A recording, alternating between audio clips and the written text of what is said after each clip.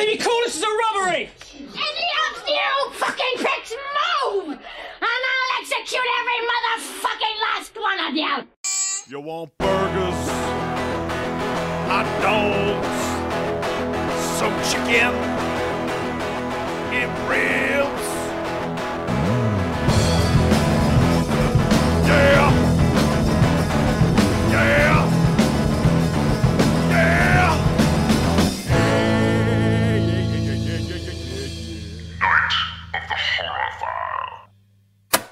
Well, we are starting off a Quentin Tarantino Christmas in the right way, I think, talking about your feet. Stop. I feel like this. I wonder if the listeners are like, do we really need to be subjected?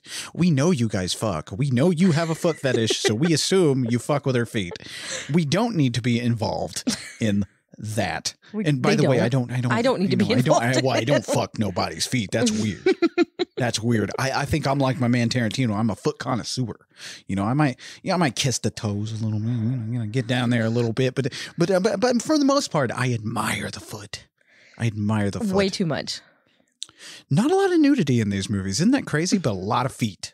A lot of feet. Welcome to Night of the Horror File, a horror movie podcast full of feet. No, a horror movie podcast and also genre film podcast where we take a horror movie and genre film and show it to my beautiful wife, Brittany, who then gives us her input on what she saw. And, you know, we did Werewolf Month last month. Yes. And we were faced with a decision on what to do for the month of Christmas, for the month of the holidays, for Kwanzaa and all the other guys. I thought it was for my birthday. Oh, for your birthday, too. Yeah. You forgot. You forgot my birthday. I saw the feet and I got excited. No, we were faced with a decision. And, you know, here's the thing. We plan on doing this for quite a while. And there really is not, like when you really break it down, right? There is not years and years of holiday horror to jump into, or at least good holiday horror. There is a lot of shit floating around out there that some people will tell you that is good. And it's not worth watching. It's not watchable. Anyway. You like this shit though. I do. I like shit to a point. So with that in mind, you know, we were like, what could we do? What could we fly through? You know, what kind of fun stuff could we do for like 2 months? We were like, let's just go into something. 80s comedies? Can we do 80s comedies? Because we're thinking outside the box. So the opposite of what we normally do. In 80s comedies, maybe, you know, it was kicked around that maybe we should do a Ghostbuster month, you know, because Ghostbusters just the Afterlife movie dropped. And I was like, I don't know, man, because Twitter has talked Ghostbusters to death to the point where I'm like, I don't care about Ghostbusters. Leave me alone with the ghosts. Yeah, like I love Ghostbusters, but some of you out there. So let's calm down. We don't need to attack each other over Ghostbusters. So anyway, what we like to do on the show, what I've noticed that I really like to do, I think Brittany enjoys doing it too, but is kind of focusing on a director when we do theme months here lately. You know, when we've been doing theme months now, besides Werewolf Month last month, we've been kind of focused on a singular director. Even with our Halloween theme, you know, we focused on a single writer basically, right, and stuff, and so that's a lot of fun. So I looked at my top directors, and I have a long list of my favorite directors, but my top guys are of course John Carpenter, right, the Coen brothers, you know, those guys, oh god, I'm drawing blanks. Robert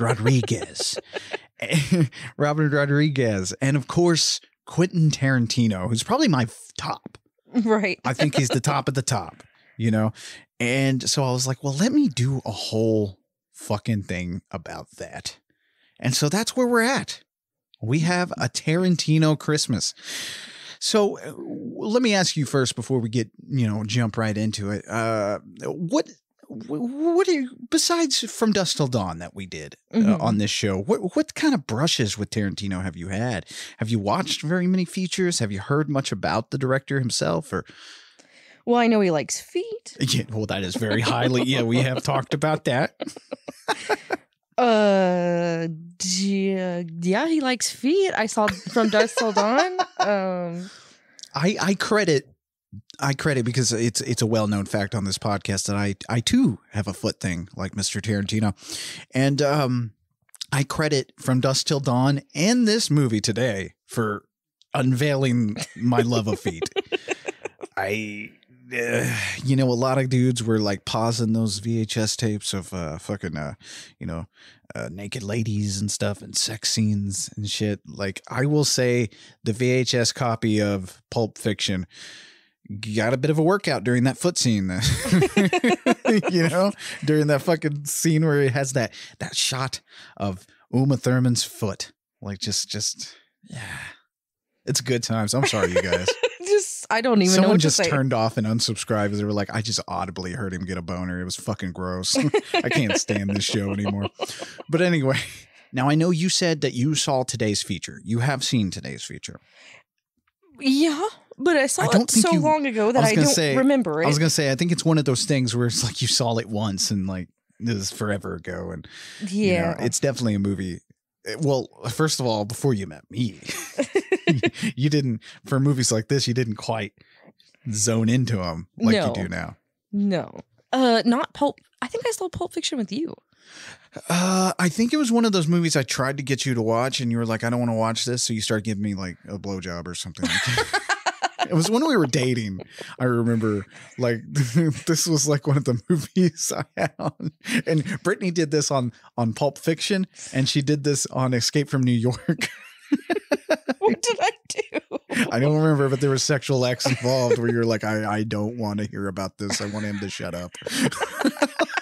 And I know a way to get you to shut up. You got me to shut up. But anyway. Anyway, I guess we should say, we're not like throwing away the holidays. We do acknowledge that it's the holidays and happy holidays, everybody. That's the first thing I'm going to say. And yes, I could say Christmas because I said Tarantino Christmas, but that's only because Christmas flows better with it's a thing. But but I say happy holidays because I want to be inclusive in you all. Some of you may celebrate Festivus and put up the Festivus poll and celebrate the Festivus feat of strength. And good luck with that. You had to incorporate feet again. But welcome to the first episode in our Tarantino Christmas month. And yes, we didn't necessarily introduce the movie because I think you guys all you all get it with this one. Do we need to introduce Pulp Fiction? No. And speaking of, we chose a bonfire of a fucking flick to start out with. We're coming hot out of the gate. It was a cross between, because Brittany got to pick all these, but yeah. The first movie I wanted to be one of his firsts. That was one of my stipulations. Yeah, and I had originally not picked Pulp Fiction at all. Yes, I believe, I can't remember what you picked, but it wasn't Pulp Fiction. No, I can't remember which one, but in my mind, I either wanted to start with Reservoir Dogs or Pulp Fiction, but Pulp Fiction had to be included this month.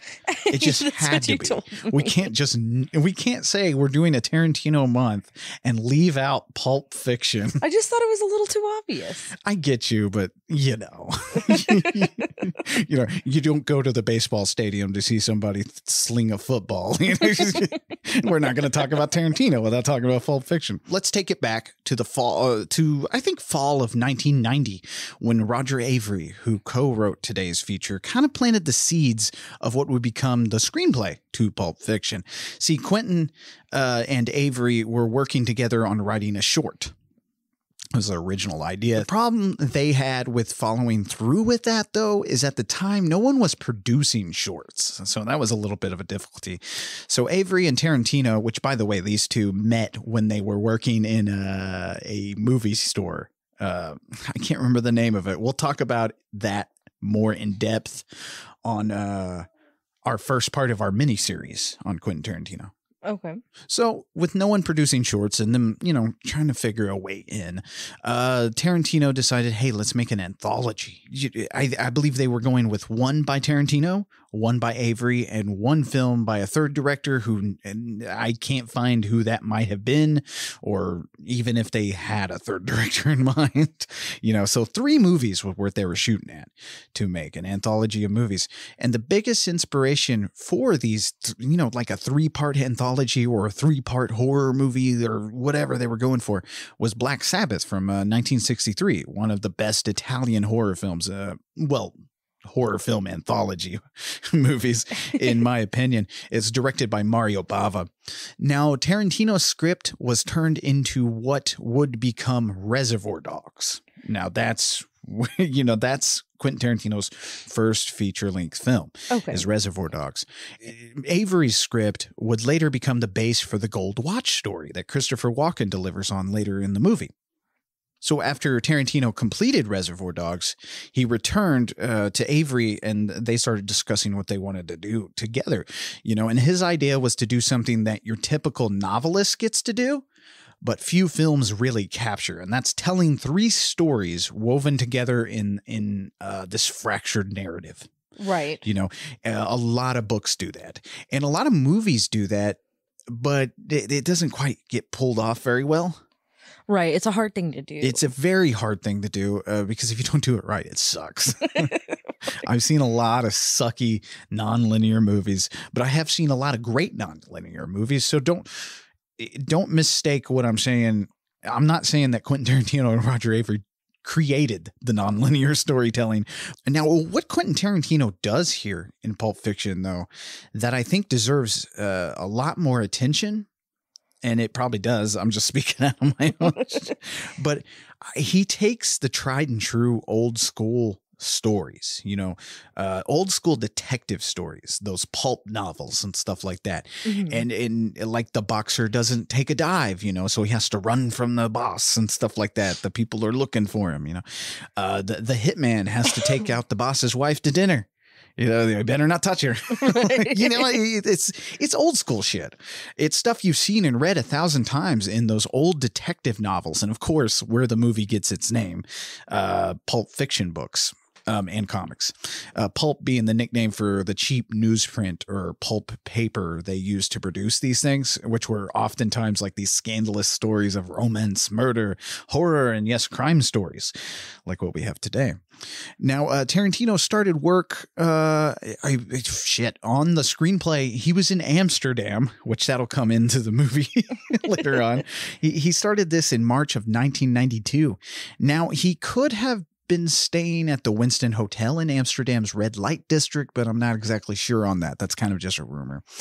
What isn't a rumor is Avary did join him there and contributed what was called Pandemonium Reigns, and that's that Gold Watch story again, and also helped with rewrites of the movie and stuff like that. Roger Avary doesn't get enough credit, but he was involved in the making of this movie.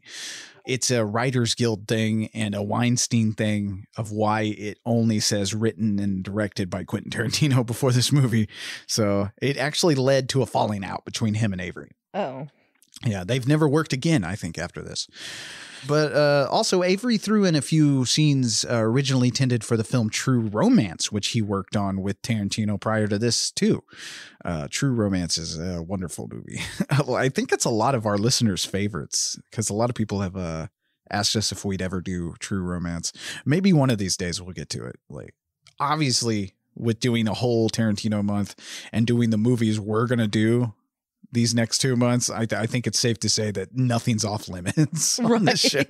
We did fried green tomatoes. Thank you, Kim, for that, by the way. Yes, thank you. That was such a drop of refreshing. I can't believe I'd never seen that movie. That was funny. Like, I can't believe some of the movies you haven't seen here these next few months. But, well, actually, I can believe, one of the movies, but not all of them. By the way, True Romance, if anybody's wondering or if you haven't seen it or if you haven't heard about it, it was directed by Tony Scott and it's a very good movie.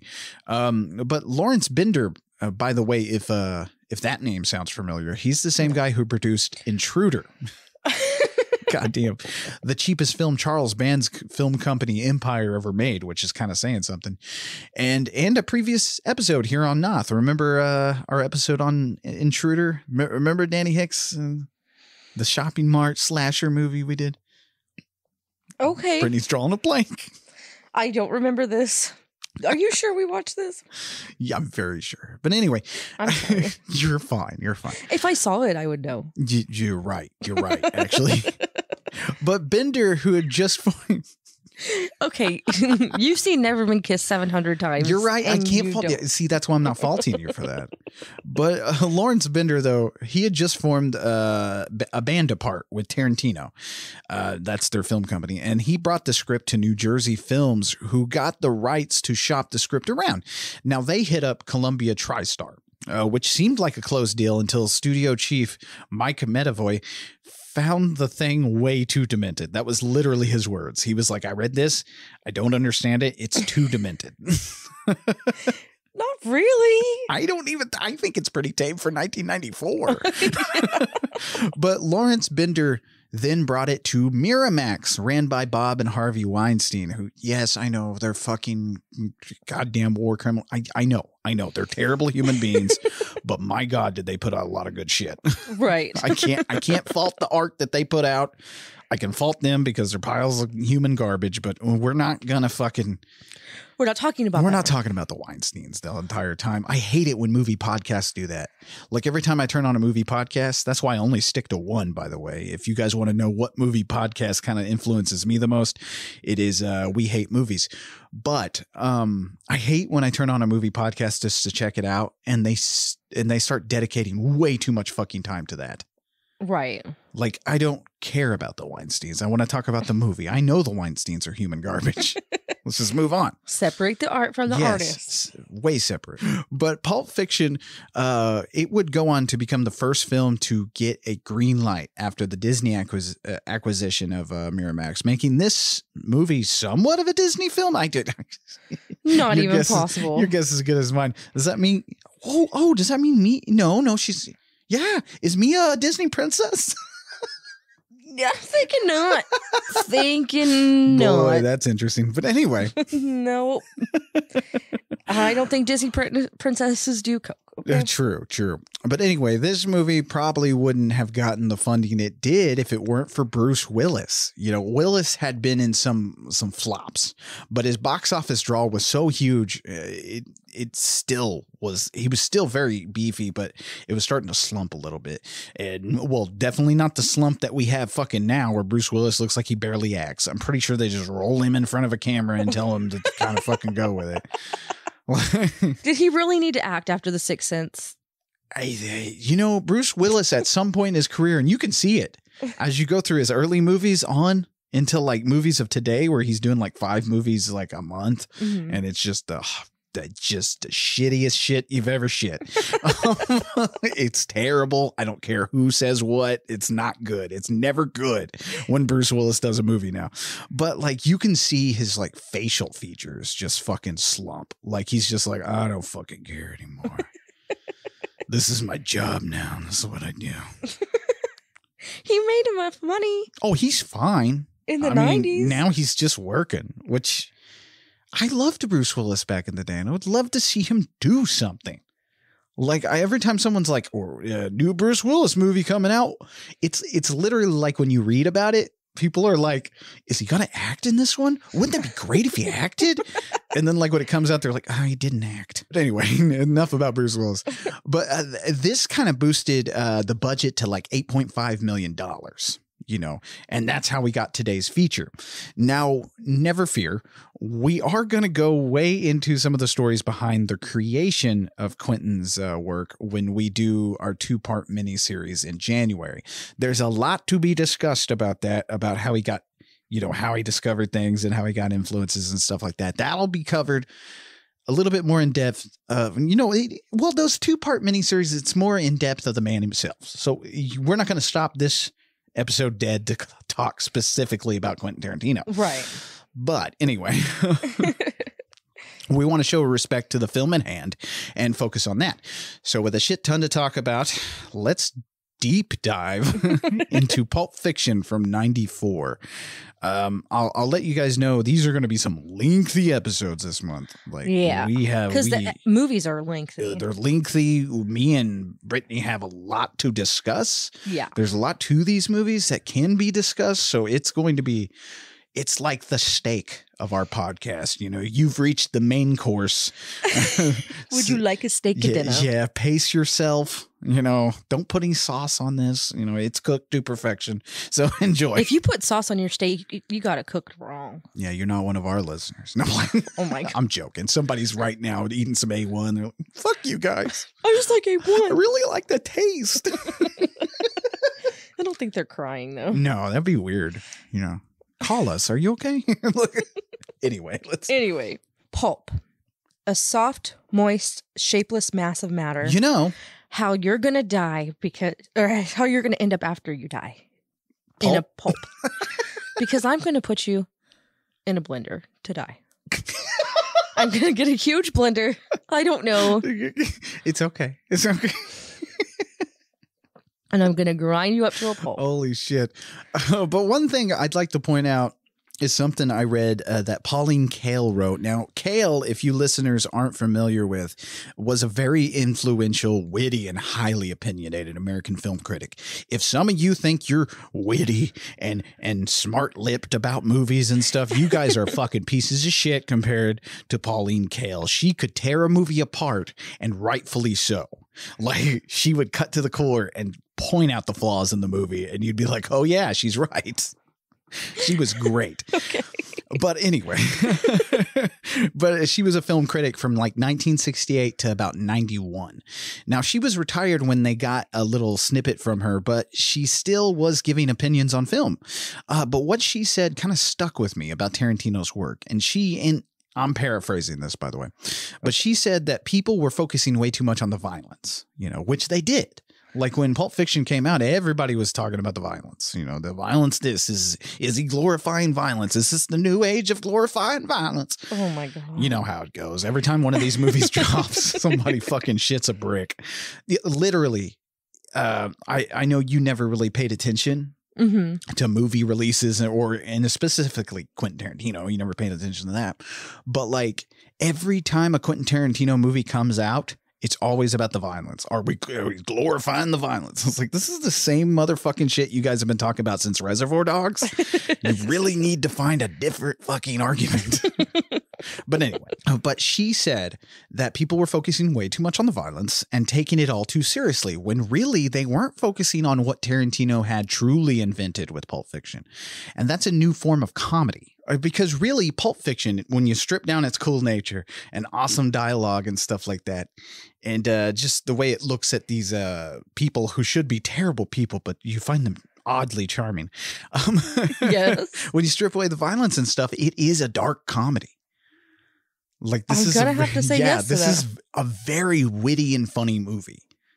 Like, I think that's the one thing you don't normally hear from people when they talk about Quentin Tarantino's work. You know, you do hear people like, oh, the dialogue just overshadows any character development. It's like, yeah. The dialogue is the character development. Yeah, you have to listen. Quentin Tarantino movies have about a bajillion characters. How do you want each of them to have a character arc? And by the way, if you guys are a fan of film critics, and I mean real film critics like Ebert, Siskel, Malton, go check out Pauline Kael if you've never heard of her. Check out her reviews. It's wonderful. And she was doing movie reviews at a time when women typically weren't taken seriously when they did movie reviews. She's very good. Anyway. So pulp, a soft, moist, shapeless mass of matter, or a popular or sensual writing that is generally regarded as being of poor quality. What I love about this opening, he basically starts his movie with Webster's Dictionary defines pulp as like, it's like what you started your fucking shitty homework assignments as in high school, and it's just so great. But I don't know. Are you familiar with pulp? The term Pulp Fiction? Like it's literally a term. Like I said earlier at the top of the show, you know, it is based on the name is derived from the works of fiction that were on the pulpy material, like comic books and stuff like that. Right. Pulp Fiction is kind of a umbrella term. A lot of people kind of use it to refer to horror and noir detective stories and stuff like that, but it could be anything. You know, it typically is often salacious and very much deemed lower forms of art. He tells you exactly what you're about to sit through. Right. So to start our movie, a woman named Honey Bun and a man named Pumpkin. That's not their names. That's what they call them in this movie. That's what we're calling them. Okay? Honey Bunny. Their names are actually something and something, but whatever. Yeah, we'll find out later. I did not write them down. I called it's them okay. this. I got them. I got them on this one. That's true. Well, they're in a cafe talking about how they should stop robbing liquor stores and start robbing banks. Then they evolve into robbing the cafe because no one robs restaurants and no one would see it coming. They say that they can't get get all of the people's wallets, and they decide to do it right now. They pull out their guns and threaten to kill everybody, and then the opening credits start. And dear fucking God, man, does it whiplash you in the fucking face? Because first of all, you're lured into you're captivated by the fucking dialogue, first of all. Which in anyone else's hands, like this kind of dialogue and shit, it gets real boring. Like there was tons of copycats after Tarantino bust on the scene, especially after Pulp Fiction. You know, everybody wanted the slice of that kind of pie, the kind of crime thriller that he made here. And so everybody would try to duplicate it, but they didn't quite get that voice down because Tarantino kind of lives in this world. Right. The way his dialogue's written. And nobody else lives in that world with him. So, you know, just a little advice for you guys writing movies and stuff. Don't copy this. Do your own shit. Do your own thing. Fill out your own world. But anyway. But, you know, this back and forth dialogue really captivates you.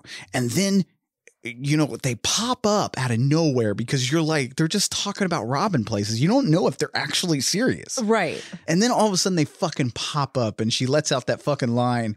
Honey Bunny does. She lets out that line, you know, if any one of you move, execute every last motherfucking one of you, you know? Yes. That's fucking great. And then Dick Dale fucking cranks up. That fucking Miserloo. That shit. Are you pumped? Like, hell yeah. That shit hits you in the face. Hell yeah. But with this opening scene, you are immediately thrown into the type of writing Tarantino does, like I said. The movie His Girl Friday from 1940. It's a Cary Grant flick. You definitely see like where Tarantino got the influence of maybe the way, the style he has, because there's a lot of back and forth, quippy kind of dialogue. Not really quippy, actually. I'm having a hard time really describing what we're seeing here. I don't know how to explain it either. It's almost like a casual conversation. They're having casual conversation. Well, they talk about like normal people. Of a very like serious thing that they're doing, but this is their life. Yeah. Like this is what they talk do. Like how somebody living like that would talk. Right. It's normal. Yeah. I know a lot of people have accused it of being too cool, and it is. I mean, it is polished. Let's face it. Like, this movie's cool. Right. Like, it stinks of cool, and that's fine. But like, what he does great in his dialogue is he enriches it with like exposition. He doesn't dedicate so much of the action to that. The action is more reactionary to the stuff that the characters say. Right. You know, it's reactionary to their I don't know, their dialogue, you know, what the actions they've taken. It seems like for every action, there's a reaction in this movie. Yes. And that's the thing. But anyway, so we have Tim Roth here as Pumpkin, or Ringo, as we find out later. And he had starred in Tarantino's first feature, Reservoir Dogs, as Mr. Orange, the undercover cop. Now, in Reservoir Dogs, he uses an American accent, but here he gets to be full-on British. Yeah. I love this. Tarantino had written the part with him in mind, but TriStar wanted Johnny Depp or Christian Slater in this role. Which, dear Lord, if they had gotten, I'm so glad there's so many instances of that where I'll say the studio fucking wanted this, but Tarantino was like, nah. Well, luckily he did that, because could you imagine Johnny Depp doing this and just overshadowing poor Amanda Plummer? Yeah. And there's a lot of big names in this movie. There are. Uh-huh. I don't know how big they were at the time. Well, not very big. A few. I mean, they're big now. Like Samuel L. Jackson wasn't a household name yet. Oh. This is the movie that did it. You know, John Travolta and Bruce Willis are probably your most famous people. Right. This, but there's like a lot of famous people in this. Oh, yeah. And just to add, like, Johnny Depp would be weird because he was already like super famous. Oh, yeah. By 1994, he was on his, he was already a cartoon, wasn't he? Probably. At this point in time, I couldn't picture anyone else playing this character besides Tim Roth, but, that's just me. Also, though, playing his opposite here, his better half, is the underrated, in my opinion, Amanda Plummer. Nobody gives Amanda Plummer enough credit for the shit she does, but she is a good actor. Oh, yeah. Like, she's very good in everything I've seen her in. I've seen her in a few things, I think. Yeah. One of the best movies I saw her act in, and I don't think a lot of people like this movie, but Butterfly Kiss, it's a very good movie. Plummer is also the daughter of Christopher Plummer. But anyway, she is Yolanda, or Honey Bunny. Now, Roth actually got her this part by introducing her to Tarantino, and he said he wanted to work with her in Tarantino's next project, but she had to have a big gun. Right. And she gets the biggest gun out of the two of them. I talked to you about this, but I've always said that, like, I feel like people give Tarantino too much crap for not writing romantic characters. Is Honey Bunny and Pumpkin not the most romantic couple in this fucking movie? Oh my gosh, yes. They're great. Even though they're kind of assholes. Like, I love where he's like, he calls the fucking waitress garçon, which means boy. She's like, that means boy. But I don't know. They're very much in love. Oh, yeah. Like, it's a very good, I think that's as close as romantic characters as we really get in this movie. Unless you consider the sexual tension between Vincent and Mia later to be romantic, which, Jesus, the sexual tension. So then we meet Vincent and Jules. They're driving and talking about hash being legal in Amsterdam. Then they talk about how you can buy beer in Paris. And Vincent tells Jules that in Paris, they call a quarter pounder with cheese a Royale with cheese. Because of the metric system. Because of the metric system. I love it because they go back and forth about that. And he's like, well, what do they call a Whopper? And he's like, I don't know. I didn't go to Burger King. But that's what I mean. Like, how do some of these people not pick up the comedic moments in this fucking movie? There was a point in filming where, like, because John Travolta, a lot of the comedy comes from him. Oh, and like, there was a point of the filming where Tarantino stopped, and because the way John was delivering lines, he was like, I didn't realize I was shooting a comedy here. Because even he was like, that's hilarious. So they get to where they're going and load their guns and anticipate for there to be about 5 people inside. Yeah. But we're not really sure why they're there or anything like that. Well, that's what's wonderful about this is because I don't know if you notice this about this movie, but you're introduced to characters like 4 or 5 times. Yeah. So you get little introductions. And this first introduction, it's kind of a mystery as to what they're doing, where they're going. I mean, You get it from the exposition and the dialogue. Right. You understand what's going on. But so they're talking about, while they're walking in, they're talking about how some guy gave Marcellus Wallace's new wife a foot massage, and Jules doesn't agree that this guy should have died because of giving a foot massage. Actually, I don't know if he died or not. He didn't die. He got thrown out of remember, Jules says he got thrown out of a fucking window, landed in a plate glass, threw some plate glass into a garden, and now he has a limp and speeches with a speech impediment. Oh, okay. Well, Vincent is convinced that this is the same ballpark as eating pussy, and Jules says it's not. Yeah, because I love that. He's like, well, it's not like you fucking ate her pussy. He's like, I don't know, it's in the same ballpark. He's like, sticking your tongue in the holiest of holies is not the same ballpark as giving a bitch a foot rub. Okay, so my question to you. Okay, let's have it. Because you have the foot thing. Well, Quentin Tarantino can brush off his foot fetish as much as he wants, but I know what's going on here, Mr. Tarantino. I know what it is. Right. Because I feel like this is a legitimate question to ask yourself when you have a foot fetish. That's why I'm asking you. Yeah, go okay. ahead. So obviously some guy eating me out is going to be cheating. Okay. Well, yeah. I mean, that's obvious. Like, we don't even need to discuss that. I agree with Jules that it is not the same ballpark. But that's what I was going to say. Is someone rubbing my feet cheating? I don't know. I don't know. I do agree with Vincent during that, where he says, you got to expect a reaction of some kind. Yes, I do agree. Like, you rubbing my wife's feet. Like, what's going on? Right. Hang on. Because he talks about how sensual it is and all of that. And I agree with that, because I ain't letting nobody touch my feet. You're lucky I let you touch my feet. Vincent does he does make a good point in his little joke he plays on Jules, because he's like, do you give foot rubs? And he's like, hell yeah, man, I got my moves down and everything. I'm not even tickling. And he's like, would you give a guy a foot massage? He's like, would you give me a foot massage? Yeah. And the point he's proven is, if you're not willing to give a dude a foot massage, then it's not something, it is, right. It is kind of the same ballpark. Right. So I kind of get I get that point. And like I said, Tarantino can brush it aside, but come on. Your second feature, you had two dudes talking about foot massages. Come on, Quentin. We got married because of my feet, right? Yeah. Yeah. No, that wasn't the only reason. Because you ate my pussy. Again, see? Same ballpark. Now, anyway. You saw I had foot tattoos and you're like, yep, that's it. There you go. I'm done. I'm getting married. I mean, it helped. But anyway.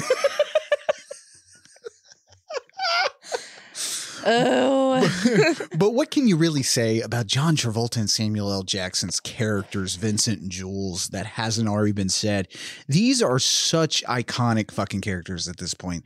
Even if you've never seen Pulp Fiction, you have seen Vincent and Jules, especially Jules. Everybody knows the memes. Everybody has the stickers on their fucking cars, Hell yeah. Yeah. When you first meet them, though, what's really cool about these characters, which, by the way, and I'll keep repeating this, but everyone in this movie is not good. What do you mean not good? There's really no good guys in this movie. Oh yeah, I see what you mean. Yeah, because, and I'll get to the themes later on that I pick up on that I kind of like to talk about, but no one's really that good, but you can't help but fall in love with these characters. Right. They're just, in what helps is when you're first introduced to Jules and Vincent, is they're just shooting the shit. They're talking about normal stuff like Amsterdam and Royales with cheese and shit like that.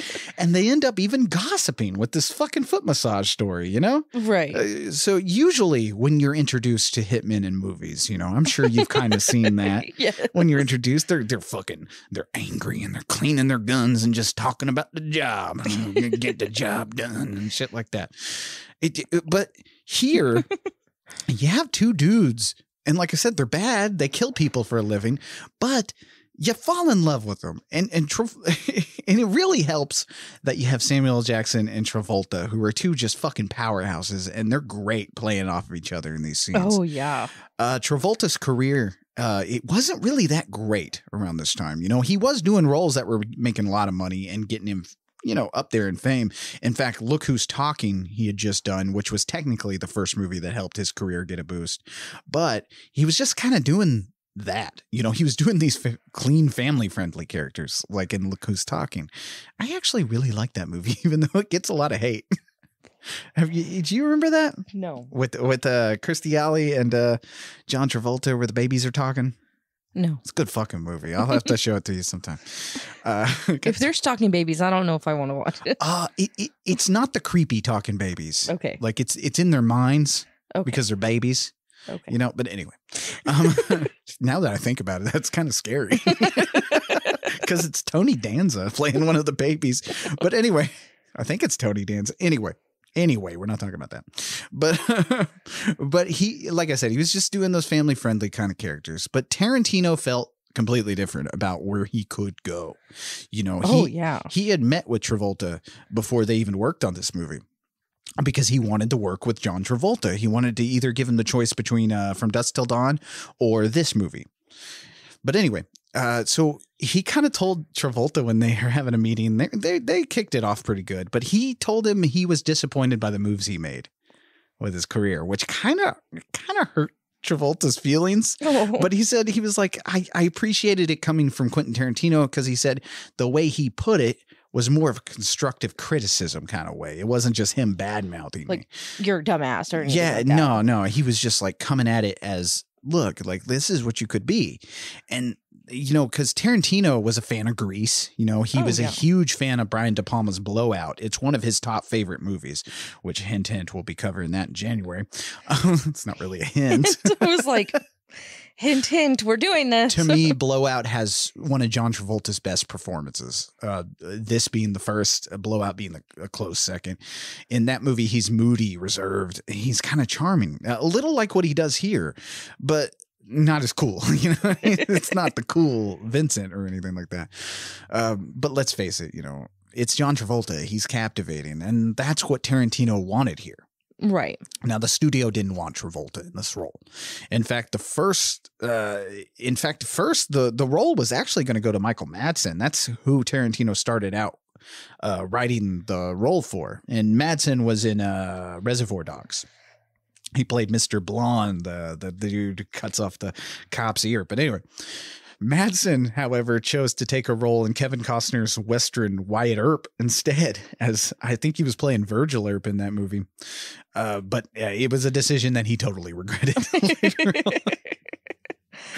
But the Weinsteins, now they wanted Daniel Day-Lewis, and Daniel Day-Lewis is a great actor. But honestly, the Weinsteins, I put them at the highest echelon of marketing and talent and stuff like that, and getting a movie seen and stuff like that, and cutting costs to where a movie can get out there, but also having such like a feeling of grandiose like this movie does, even though this movie is considered an independent film. Oh, wow. Yeah. But anyway, they were great, but they did not know characters if it bit them in the ass. They did not know how to put actors with characters. Right. They sucked at that. But Tarantino pushed hard for Travolta. During the meeting that they had that I mentioned, he gave Travolta, like I said, a choice between Pulp Fiction and From Dusk Till Dawn. Travolta chose Pulp Fiction. And the reason he gave, you know, because Quentin Tarantino was like, well, what's wrong? Because he had told Tarantino, I just don't care for From Dusk Till Dawn. I don't care for what it's going. And he's like, well, what's putting you off of From Dusk Till Dawn so much? Because he was supposed to play Seth. I knew you were going to say that. Yeah. Yeah, he was going to play Seth Gecko in that movie. Yeah. But Travolta was just like, I'm just not a fan of vampires. Right. I think it would have been weird for him to be in a vampire movie. Would have. I don't think that role would have fit him too much. No. But it is Tarantino's thing of taking these type of actors and putting them in the complete opposite roles, because in this movie, Travolta's a fucking heroin junkie. Right. A heroin junkie hitman. It's something you never would have thought John Travolta would do. And for some reason, Tarantino has that effect to where he can put these people in these roles and just fucking blow it out of the park. Yeah. You know? Like with George Clooney in From Dusk Till Dawn, for an example. I mean, right. That's not George Clooney in that movie, but it is good. It is damn good. I don't think George Clooney's ever been as cool as he was in that movie. I'm going to have to agree with that. Even in the Ocean's trilogy, like he's never been as cool as he was in From Dusk Till Dawn. Vincent Vega would end up getting Travolta a Best Actor nomination at the Academy Awards for this movie. Oh, wow. Yeah. And in this helped revitalize his career. He had a slew of hits after this. Of course, as Jules, though, my God, we could do a whole podcast dedicated to the legend that is Samuel L. Jackson. Oh, my God, yes. When did you first experience a Samuel L. Jacksoning? Pulp Fiction? Was it Pulp Fiction where you first saw Samuel Jackson? I think so. That's a great movie to start.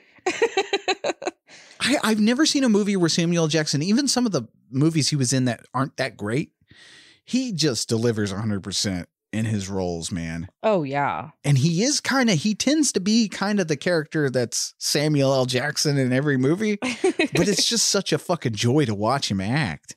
Yes. Like even in the Marvel movies, I argue with people all the time that Samuel L. Jackson is the best part of the Marvel movies. And every time Samuel L. Jackson isn't in one of these Marvel movies, I'm like, where's Samuel L. Jackson? I need Samuel. I need Samuel. But Jackson had 2 auditions. Now, the first one wasn't great. In fact, the guy who plays Paul later, Paul Cardon is the actual actor's name.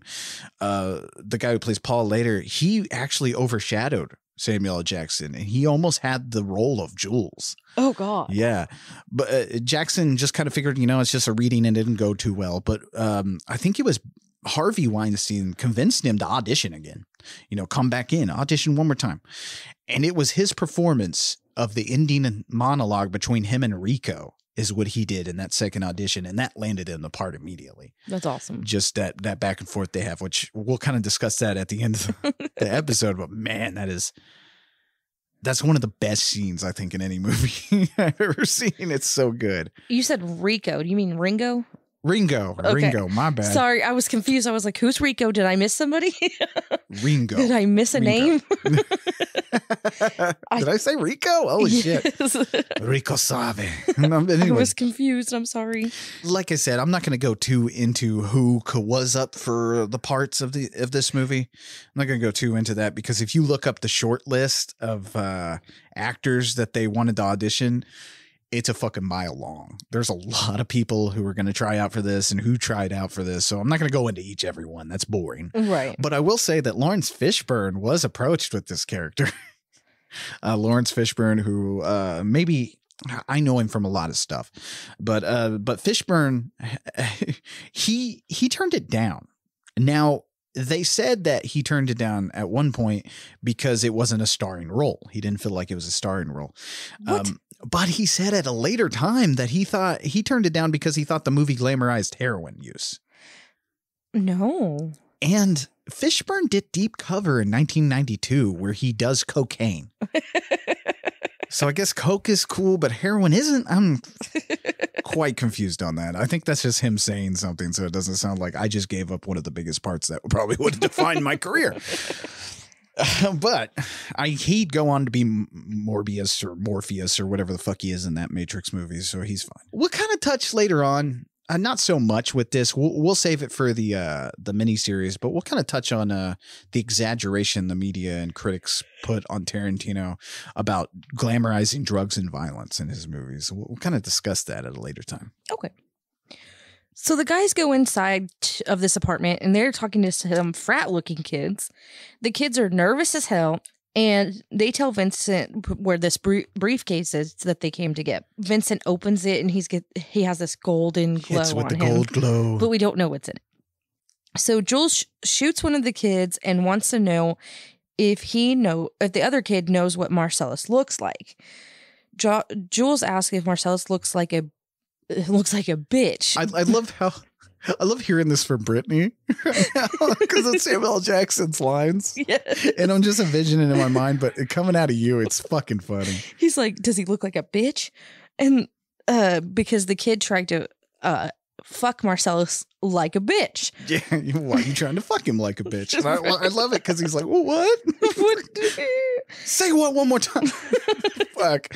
Like, try to go a fucking year without hearing "say what" one more time. Right. Like that is in our lexicon. So Joel shoots him in the arm, and then he starts quoting the Bible, and then the men just unload on this fucking kid. It's not Did expected. the violence put you over? I know we've seen a lot of. See, that's the thing.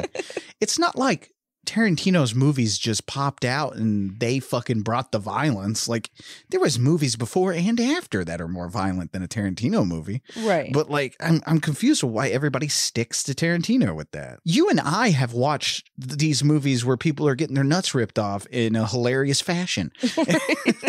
That's got to be some kind of glamorization.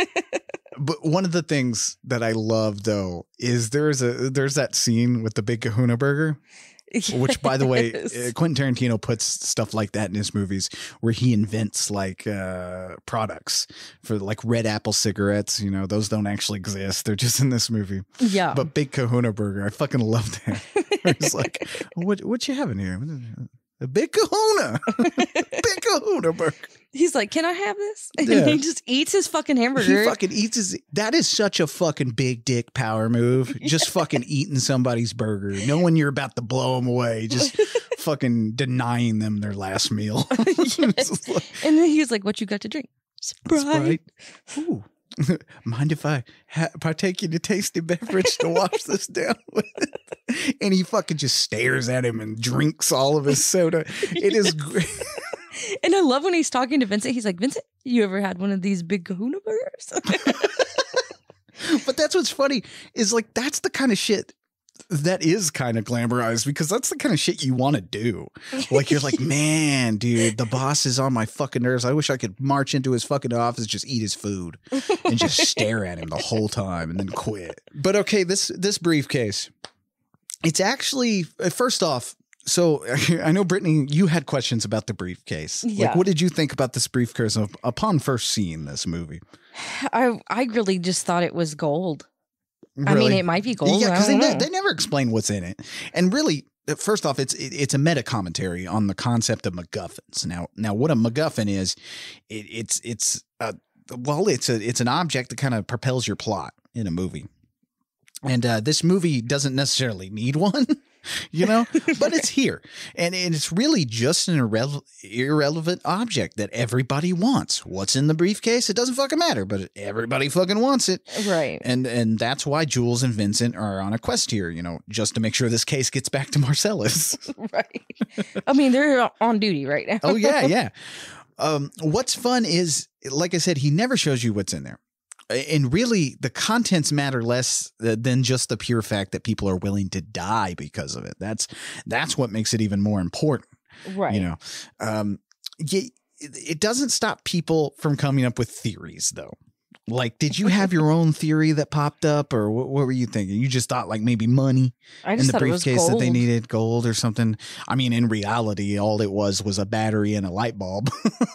But you know, a lot of people have commented about this theory as the briefcase is Marcellus's soul, which kind of tracks if you kind of read too much into this movie, because it's kind of hinted at with the bandage you see on Marcellus's neck through the movie. Right. That supposedly in lore or something is where your soul can be removed.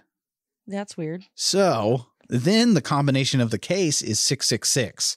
There's another thing. Plus the briefcase glows, you know, and it's really up to you what's in it, but that's kind of cool, you know. Maybe Marcellus made a deal with the devil, you know. And if you notice, every time someone possesses this suitcase, something miraculous happens, as we see with Jules here in a little bit. I mean, maybe it's Elvis's gold lame suit. Is it Elvis's suit? Oh my God. Anyway. One thing I do know, well, maybe no, it could be a nod to the 1955 noir film Kiss Me Deadly, which has a box connected to the gates of hell that glows when opened. Or maybe not. I could be fucking reaching here. Or maybe it's just drugs and money. I don't know, but I always wondered if Tarantino knew when he put that in there that people were going to be creating all sorts of fucking stories about it. Like, literally, you just type in the suitcase from Pulp Fiction and you will fucking see a load of little different opinions and stories conspiracy about theories. what people think is in the suitcase. Does it matter? No, it doesn't really matter. No, it's just a MacGuffin. Now, it's hard to imagine anyone else playing Jules and Vincent, but Tarantino almost had these two as two British guys, in his words. He nearly cast Tim Roth as Vincent, in fact, instead of Pumpkin, and Gary Oldman as Jules, which would have been a weird turn. You know, I couldn't imagine anyone else playing these at this point, but Jules also was going to have a big ass afro. Oh, yeah. Originally. But a crew member apparently grabbed like two afros, like the wrong style of afros that Tarantino wanted. But also he grabbed a Jerry curl wig. Okay.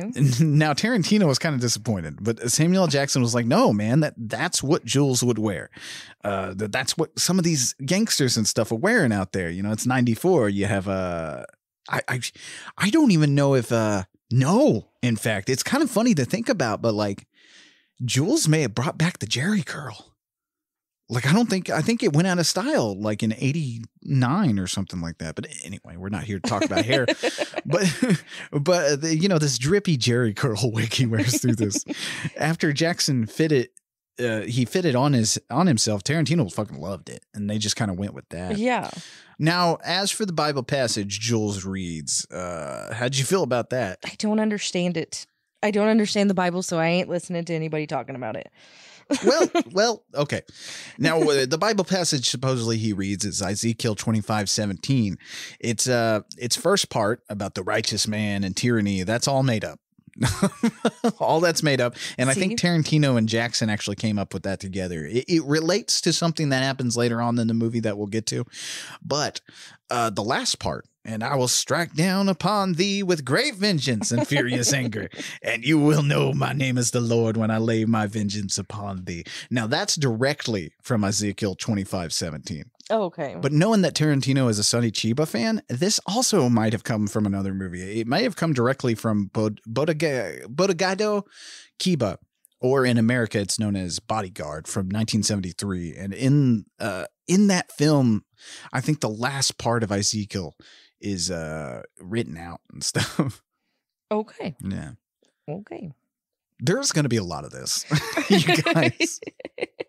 I promised you guys I was going to be firing on all cylinders of nerdom, and I definitely am. Here we are. Here we are.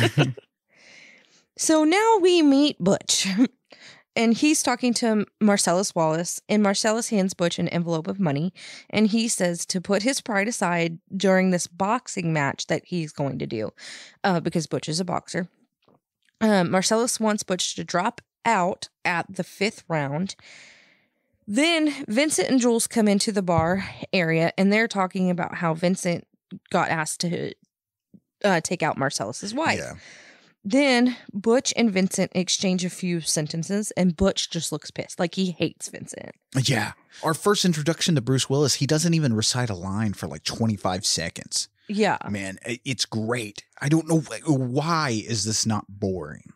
That's one of the things I'd like to ask you. Like, were you bored during these dialogue scenes? No, because I'm getting a lot of information. So if the director didn't know what he was doing, this movie would suck, because I every bit of this movie is a fucking masterful shot. Like just this shot of Bruce Willis's face looking at the camera and stuff, and then the bar kind of in the background, a little blurry and stuff. And then you have Al Green playing on the stereo. Yes. It's, I don't know, man. It's awesome. Yeah. Well, like I said, at the time, Bruce Willis was huge. You know, did you ever have you seen anything with Bruce Willis? I don't think I have seen anything. No. Well, he was very big at this time, 94. I think around this time, he and Schwarzenegger had went into business together and invested in the Planet Hollywood restaurants, which they promoted and stuff, along with Sylvester Stallone and Demi Moore, I think. Oh, wow. 92, I think, is when they did that. But even with a few lackluster movies under his belt at the time, he was one of the main draws to this movie. It's funny to think about now, you know, because you're like, oh, this has John Travolta, Samuel L. Jackson, Uma Thurman. Like, fuck, this is a powerhouse of actors. And you're like, oh, wait, some of these people weren't very well known at this time. Right. Uma Thurman, especially, she did some art house movies, and she had done some good movies. I'm not saying she didn't have a career, but she wasn't near the star she is now. Right. You know, but, you know, he had a few bad hits around this time. So it was time to try to revamp his career a little bit, kind of boost. He needed one more thing to boost him, you know, to get him back up the top. And so him and his his managers and stuff, they got together and figured out if he dropped into a independent film and maybe that took off, maybe that would get him a role. Like it'd boost his star power some more. Yeah. And so, and by the way, Bruce Willis, he looks the most badass he's ever looked in this movie. Oh, yeah. He looks badass as hell in this fucking movie. I think he looks even more badass than his John McClane role that made him huge. Now, honestly, from what I read, it was Harvey Keitel who kind of got him on board here. Keitel knew that Bruce loved the movie Reservoir Dogs from 92. Mm-hmm. But like I said, jumping aboard a lower budget flick, and yes, this is kind of a low budget movie, meant lowering his salary down, and really putting a risk on him being a bankable star. Uh-oh. It was a risk that they were trying to take at this time, because the thing is, if this didn't pay off and it sunk, then it's like, well, that kind of sunk your career, because now you're appearing in these shitty low budget movies. Kind of what he's doing now.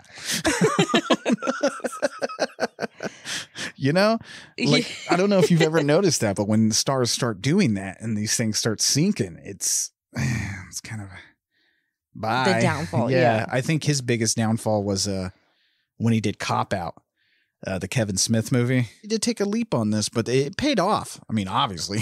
Right. It kind of put the heart paddles on Willis's career, and he worked for like 17 days or something on this, and said it was like doing a stage play the way Tarantino directs. He was like, this is the closest to stage acting that I've ever done. Oh, yeah. Yeah.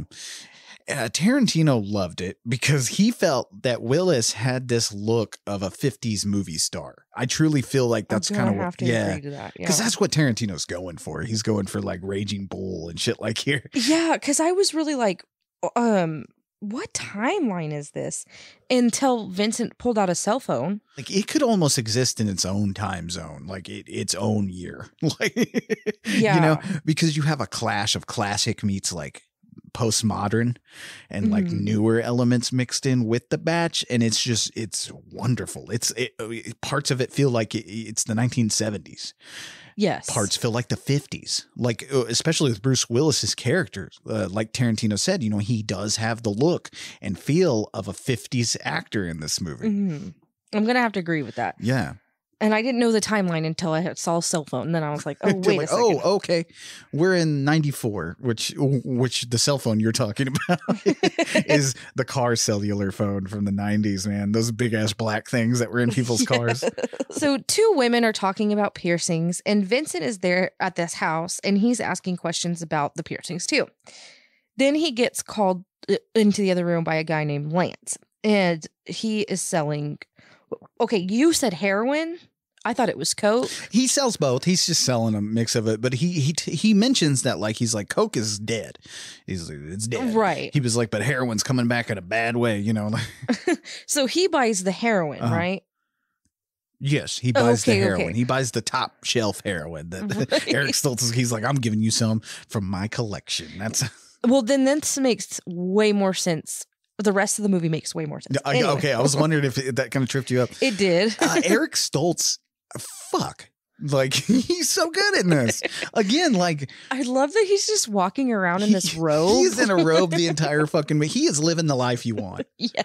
Like, he's probably banging this other chick too. But but he has his wife there who's Rosanna Arquette. She's hot. They're just piercing each other up. Fucking, he's eating Fruit Brute cereal, which is the most underrated of the monster cereals, by the way, Fruit Brute. It was discontinued and never brought back. They keep focusing on fucking Count Chocula and Boo Berry and fucking shitty ass Frankenberry. Because Boo Berry is delicious. But we can't have Fruit Brute. Fruit Brute was delicious. It was like a more delicious Fruity Pebbles. Anyway. It was wonderful. Anyway. Fruit Brute for life. Anyway. While they're standing there talking, on the wall behind them, there's just these shelves with shoes on them. But there's one shoe. Like, the artwork is the shoe. The shoe is artwork. And I've got to say, I got to admit something, okay? Okay. You know this. Okay, yeah, go for it. But nobody else knows this, okay? Ooh, not secrets. Not really. Okay. I thought we were about to hit something. I just keep this like secret inside of me. Okay. But I have a secret obsession with shoes. But my thing is, I hate wearing shoes. Oh, yeah. Brittany is loathes shoes. I loathe shoes, but I like to look at shoes. To me, shoes are art. And I know that's crazy. So but this made complete sense to you. It did. I was like, oh, I like that. I love Stoltz's house, man. It's fucking just a mess of shit. It's just a jumbled mess, but it's not dirty at the same time. You know what I mean? It's just cluttered. It looks like he's in the 70s or 80s. Yeah, that's the thing. Is like he's had the same house for however long. In this movie, like people walk into different time periods. Yes. Like it feels. Yes. Like we just came from the 50s with Butch, and now we're like fucking right here in the middle of the 70s with Eric Stoltz and his drugs. Well, anyway, Vincent ends up buying 3 grams of heroin. And then he sits down to shoot up, and we get this almost like romantic scene with the drugs and the needle and then Vincent driving. I could kind of see how people say that like Quentin Tarantino's glorifying drug use. Right. The thing is, if you talk to any drug addict, any of them, especially heroin and meth addicts, like this is what it's like to take that hit. Yeah. And plus, like, you kind of see the fallout of it because from what I hear, heroin makes you constipated and stuff. And if you notice some of the events that happened after the Mia incident that we'll get to in a little bit, Travolta's character looks a little bit more with it. So he probably kicked the heroin. And from what I hear, after you kick those drugs, like the constipation goes away. So you're shitting all the time. And if you notice, Vincent is taking shits a lot through the rest of this movie. And I think that's his undoing, actually. Maybe so. In this movie, a character gets undone by his bowels. Speaking of drugs, John Travolta he's not a supporter of drug use or anything like that. And he didn't even know the first thing about what heroin does or what do you even fucking do with it. Like he was like, so I'm injecting.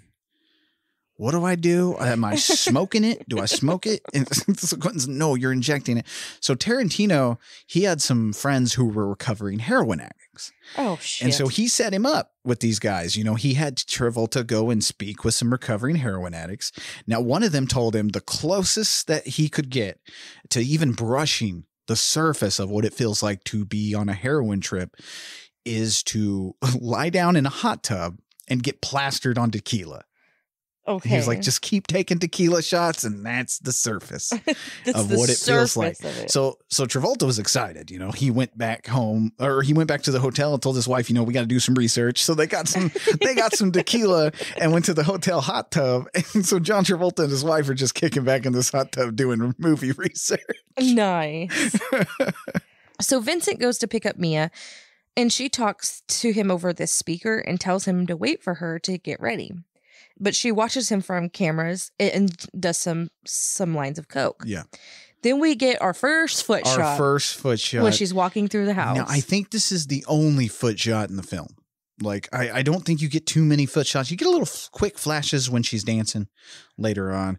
But I think it's mostly Uma Thurman. I don't think you get much else. I feel like there's one more, but I don't know. I wrote it down, so. I mean, when we get to Once Upon a Time in Hollywood, it's like a parade of feet. It's like Quentin Tarantino did a salute to feet in that movie. It's everyone's barefoot. That's why it's your favorite movie. Everyone's barefoot. Anyway. So they go to have dinner, and it's at this weird place with live music, and they sit in a car to eat. This is like a diner restaurant. It's a throwback diner. It's Jack Rabbit Slim's is where we're at, and it is the sign says it's the next best thing to a time machine. Oh, okay. This is the diner that I want.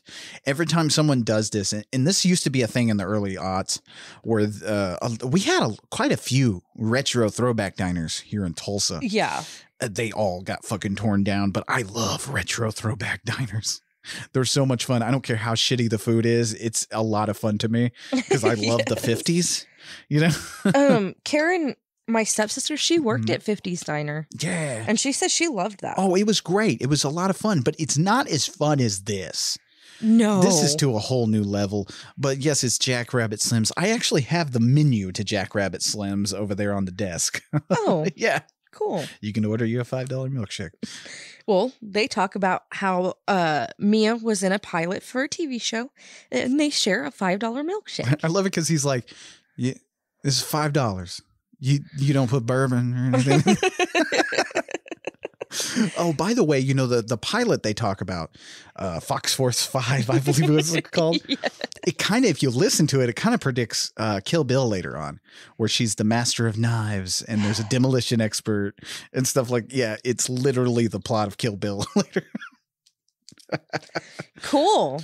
So Jackrabbit Slim's, like I said, the retro diner to end all retro diners. Now, first off, Buddy Holly is their fucking waiter. Played by Steve Buscemi, by the way. And then you have Marilyn Monroe, Mimi Van Dorn, I think, is in there. And in a blink and you'll miss it cameo, Joe Pilato is playing Dean Martin. Yeah. You see it as soon as you walk. Joe Pilato, by the way, listeners, he's known for Day of the Dead for playing Captain Rhodes. Remember that character? Yes. Just choke on him. But there is references to all sorts of 50s properties. There's a fucking the 50-foot woman poster in the back and shit like that. And a tachometer in the middle that doubles as a dance floor. Now, if all this sounds insanely over the top, it was.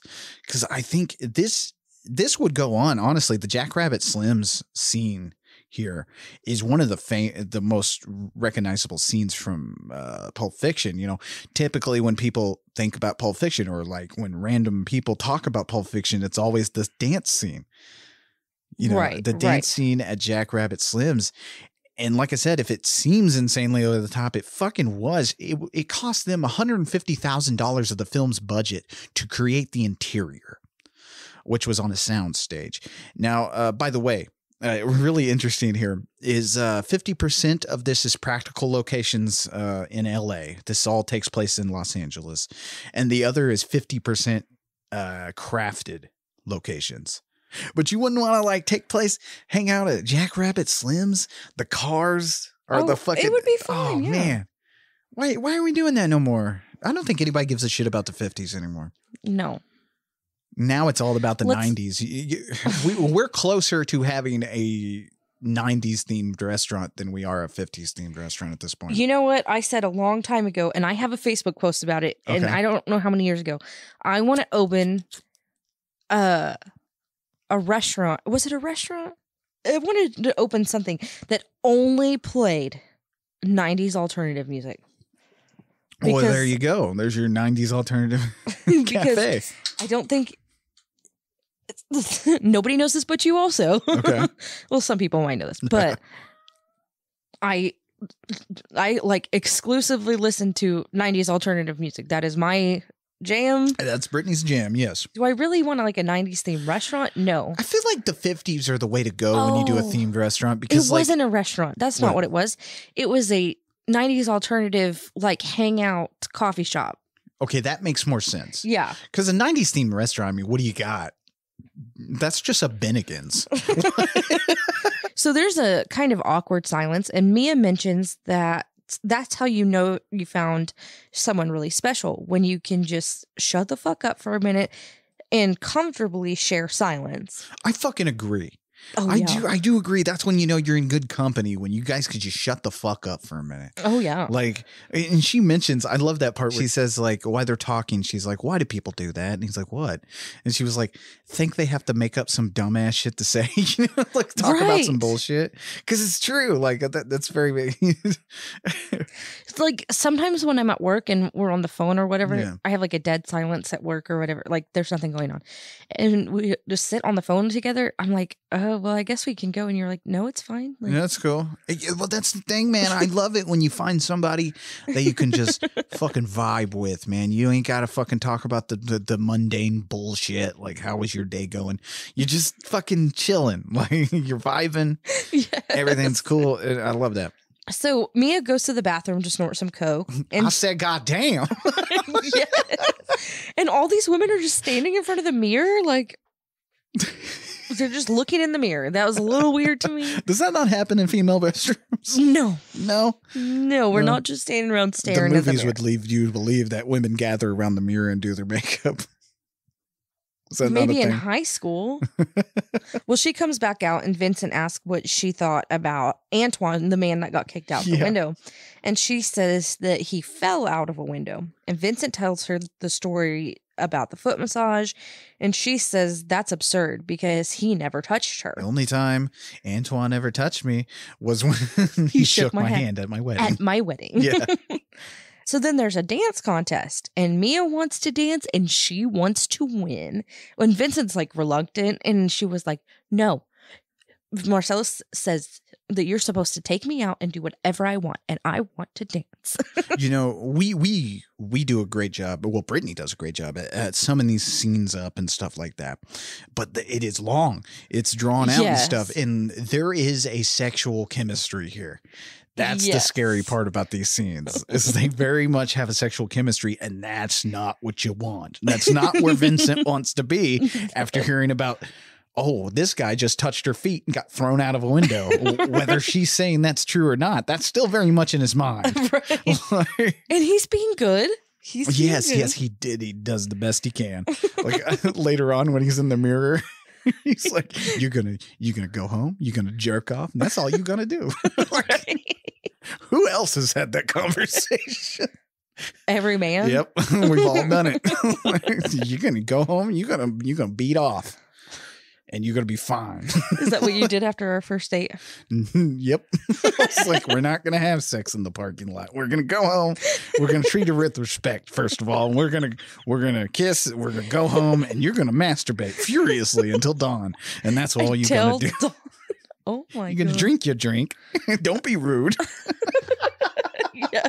Anyway, so they dance in this contest. Yes. And this dance scene, like I said, it lives in pop culture forever now.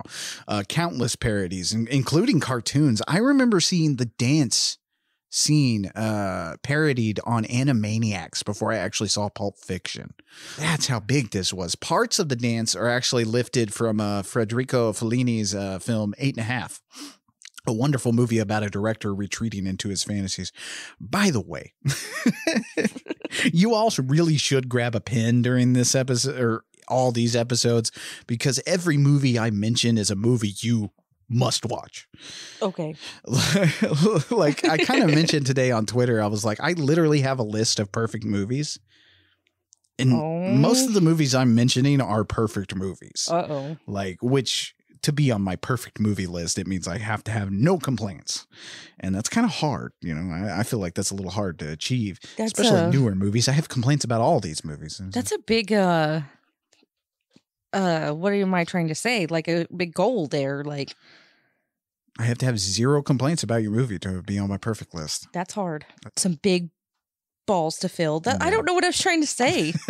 Big balls to fill. You don't fill the balls, you drain them. Those are some big balls to drain. You can go home and you can jerk off, and that's what you're gonna do. Right. I just have balls on the mind. I'm telling you. It is and it isn't, but I thought about writing a book about it. But anyway, grab a pen, write down these movies. I really want you guys to see these movies. They're wonderful, and they're movies that you may not seek out. That's the other thing, you know. Other parts of this dance, though, were made up by Travolta. You know, the eye thing. You know, that was him mentioning to Quentin Tarantino, you know, during the time and stuff like that. He was like, there was other dances that you could do from the 50s and 60s and 70s and stuff like that. Oh, yeah. And the eye thing literally comes from Batman. The Batman dance from the I think it's the 1960s Adam West Batman, where he does the Batman dance. Oh, it's been said that Uma Thurman actually based her dance around the character of Duchess from the 1970 Disney classic The Aristocats.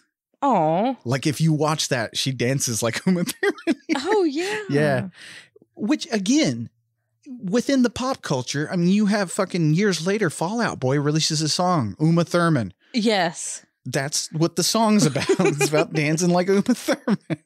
So they get back to the house and they are carrying a trophy. So they did win. Oh, yeah. Mia wants to drink and dance. So Vincent goes to the bathroom and gives himself a pep talk about being loyal. Right.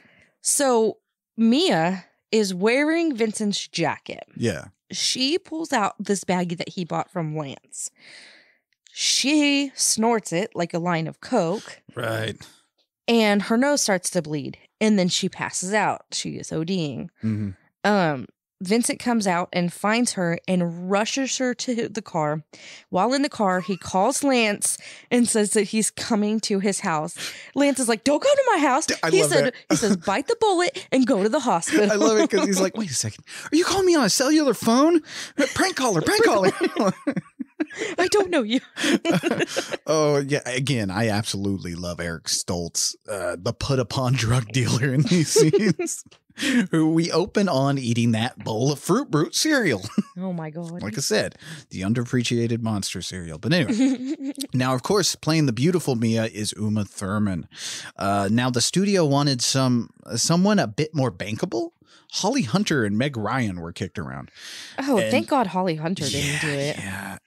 I like Holly Hunter. Could you imagine Holly Hunter in this role? But to me... Or Meg Ryan. That would have been dumb. Meg Ryan's too innocent. Yeah. And Holly Hunter is not sexual to me. She doesn't ooze sexual appeal like Uma Thurman does in this No, role. Definitely not. No. And but anyway, those were kicked around a little bit. Tarantino wanted Thurman after their first meeting. Like I said, there's a long short list of people who auditioned for this. Isabella Rossellini, Daryl Hannah even tried out for this. So I'm not going to go into every single actor. But Thurman actually turned down the role at first when she was approached. Now, it's worth noting that this film helped put her on a pedestal of actors to watch during the time. Her career was on the rise, of course, but before this, but Pulp Fiction catapulted her into a whole new slot. Oh, yeah. Her dance scene alone cements that. And she's all over the marketing material. You know, oh, yeah. She's all over it. You all know what I'm talking about. That poster with Mia laying on the bed, looking like a detective comic. But yes, she originally turned this down, and Tarantino had to convince her to play the role, which sounds hilarious now when you think about how big Tarantino is. Mm-hmm. Like he had to convince someone to be in his movie. But keep in mind, this is Tarantino's second film, which is insane to think about. I know that's technically crazy, it's his fourth, because he wrote 2 films before this, but it's his second film. And so he basically, what he did, he would call and read her the script over the phone until she agreed. Oh my gosh. Because you're like, oh my God, he accosted her. I was like, no, I could definitely see how that went. He was being a nerd. Right. He was nerd annoying her. Yes. So in this scene, Uma, what you're going to do is you're going to be on stage. You're going to be dancing, okay? And why do you sound like him? Because, I was doing an impersonation. But you did a good one. I know, right? That sounded bad. You're going to dance with John Travolta, okay? And then we're going to show your feet about 5 times through the entire movie. No, they did not. Oh, in spirit. But okay, I'll do the movie. But but I want to do some blow. No, I'm just kidding. I don't know if that's how that went. But now these two obviously went on to be prolific collaborators, to the point where Tarantino once called her his muse. Of course, her biggest stint with him was Beatrix Kiddo in Kill Bill Volume 1 and 2. So then Vincent pulls up and wrecks the car into Lance's house. And Lance is very reluctant to help Vincent. Oh, yeah. But he eventually helps bring her inside. So they're going to give her an adrenaline shot. Yeah. But oh, Jesus. Lance needs to find the medical book because where's my little black medical book? Because he hasn't ever done this before. And the back and forth between everyone, it feels real. Yeah. Like you have fucking Travolta in the foreground, the background, just fucking screaming at Lance. It's like, go get the shot. Then they're fighting about who's going to give her their adrenaline shot. And like I said, in anyone's else's hands, I feel like something like this would feel like it's going on too long. It would be like, why didn't they cut this scene? Or this would be the deleted scene. But Tarantino just lets it ride. And so you're sitting there and you're just engaged into this world. Give me the shot. So, by the way, this needle is fucking huge. Oh, my God. This is like, I don't know if you've ever seen an epidural needle. I have, actually. It's about the size of an epidural needle. It's fucking huge. I'm with Rosanna Arquette on this, where she's like, that was intense. Yes. So, Vincent ends up giving her the shot. He's like holding it above his head. Oh, man. Like sitting over her. And he's like, 1. Oh, we hold. 2. We hold. It's got to be a good 30 seconds before he actually plunges it. And you're just like. Yes. And the most tension like you could feel in the scene. Oh, yeah. So he plunges it in her. and she shoots up so fucking fast. Everybody gets scared. Everybody scatters. They're scared.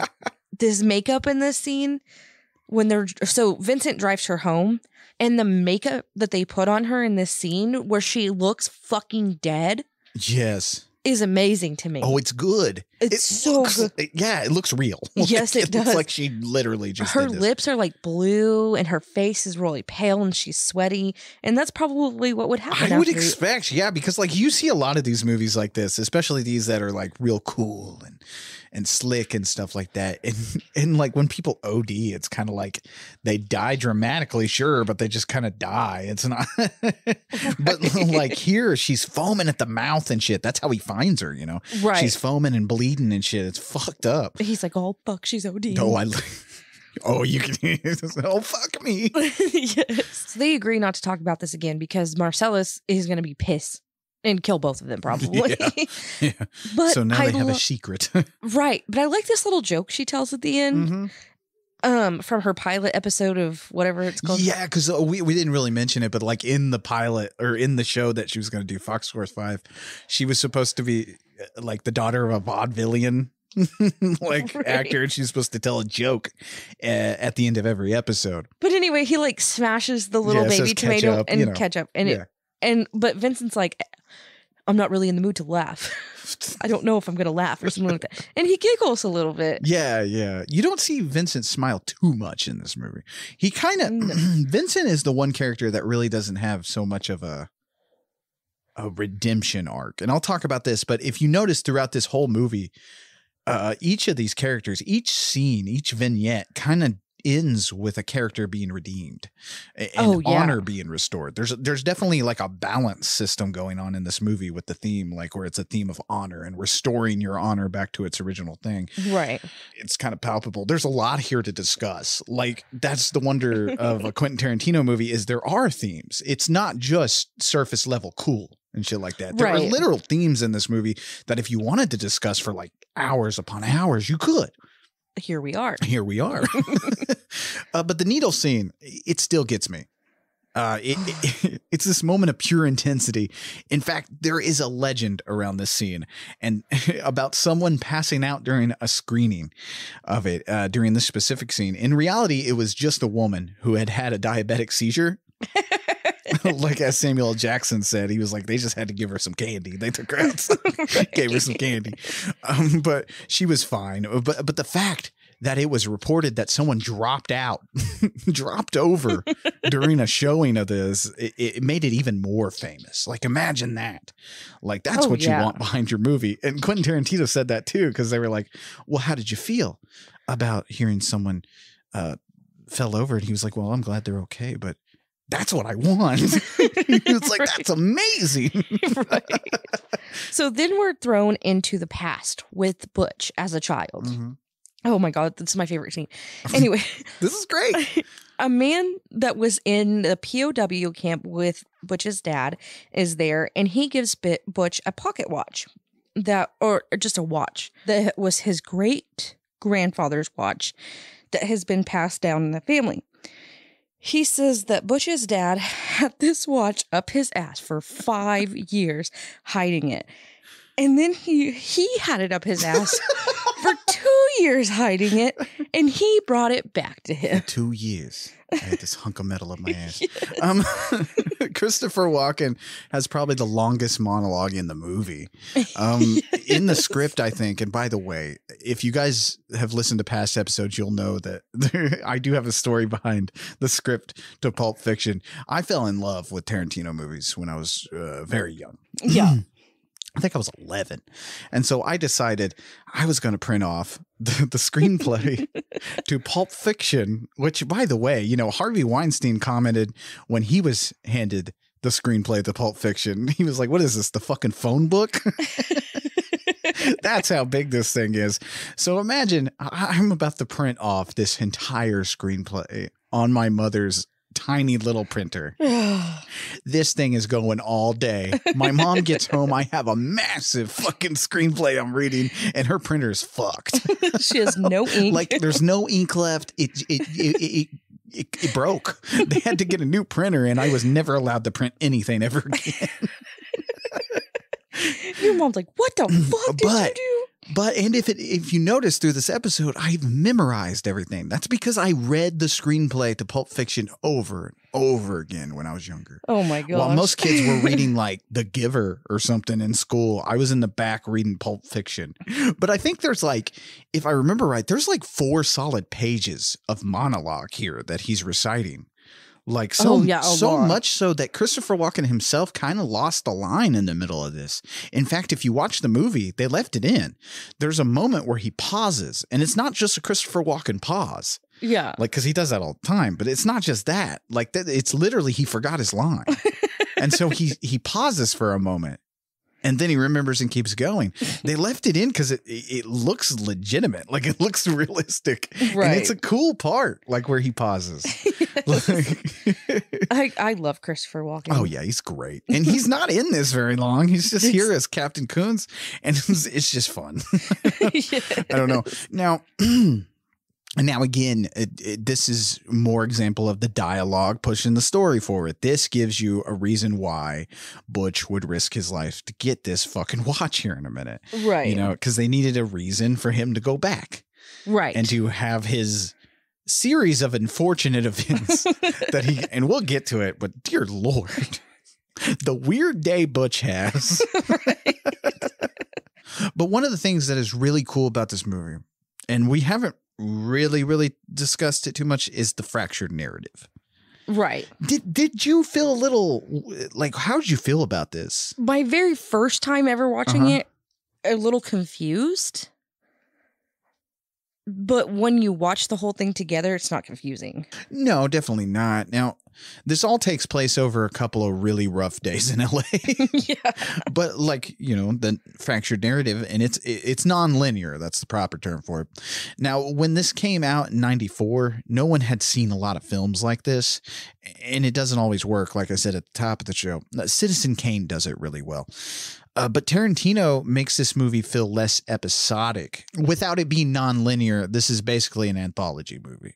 You would just have a story. Right. And yeah, characters overlap within. It feels like a complete thing here. It doesn't feel like each individual episode's within a movie, you know. It doesn't feel like a wraparound anthology or anything like that. Right. It feels like its own thing. Because it all intertwines. It like weaves. It's woven so perfectly. Yeah.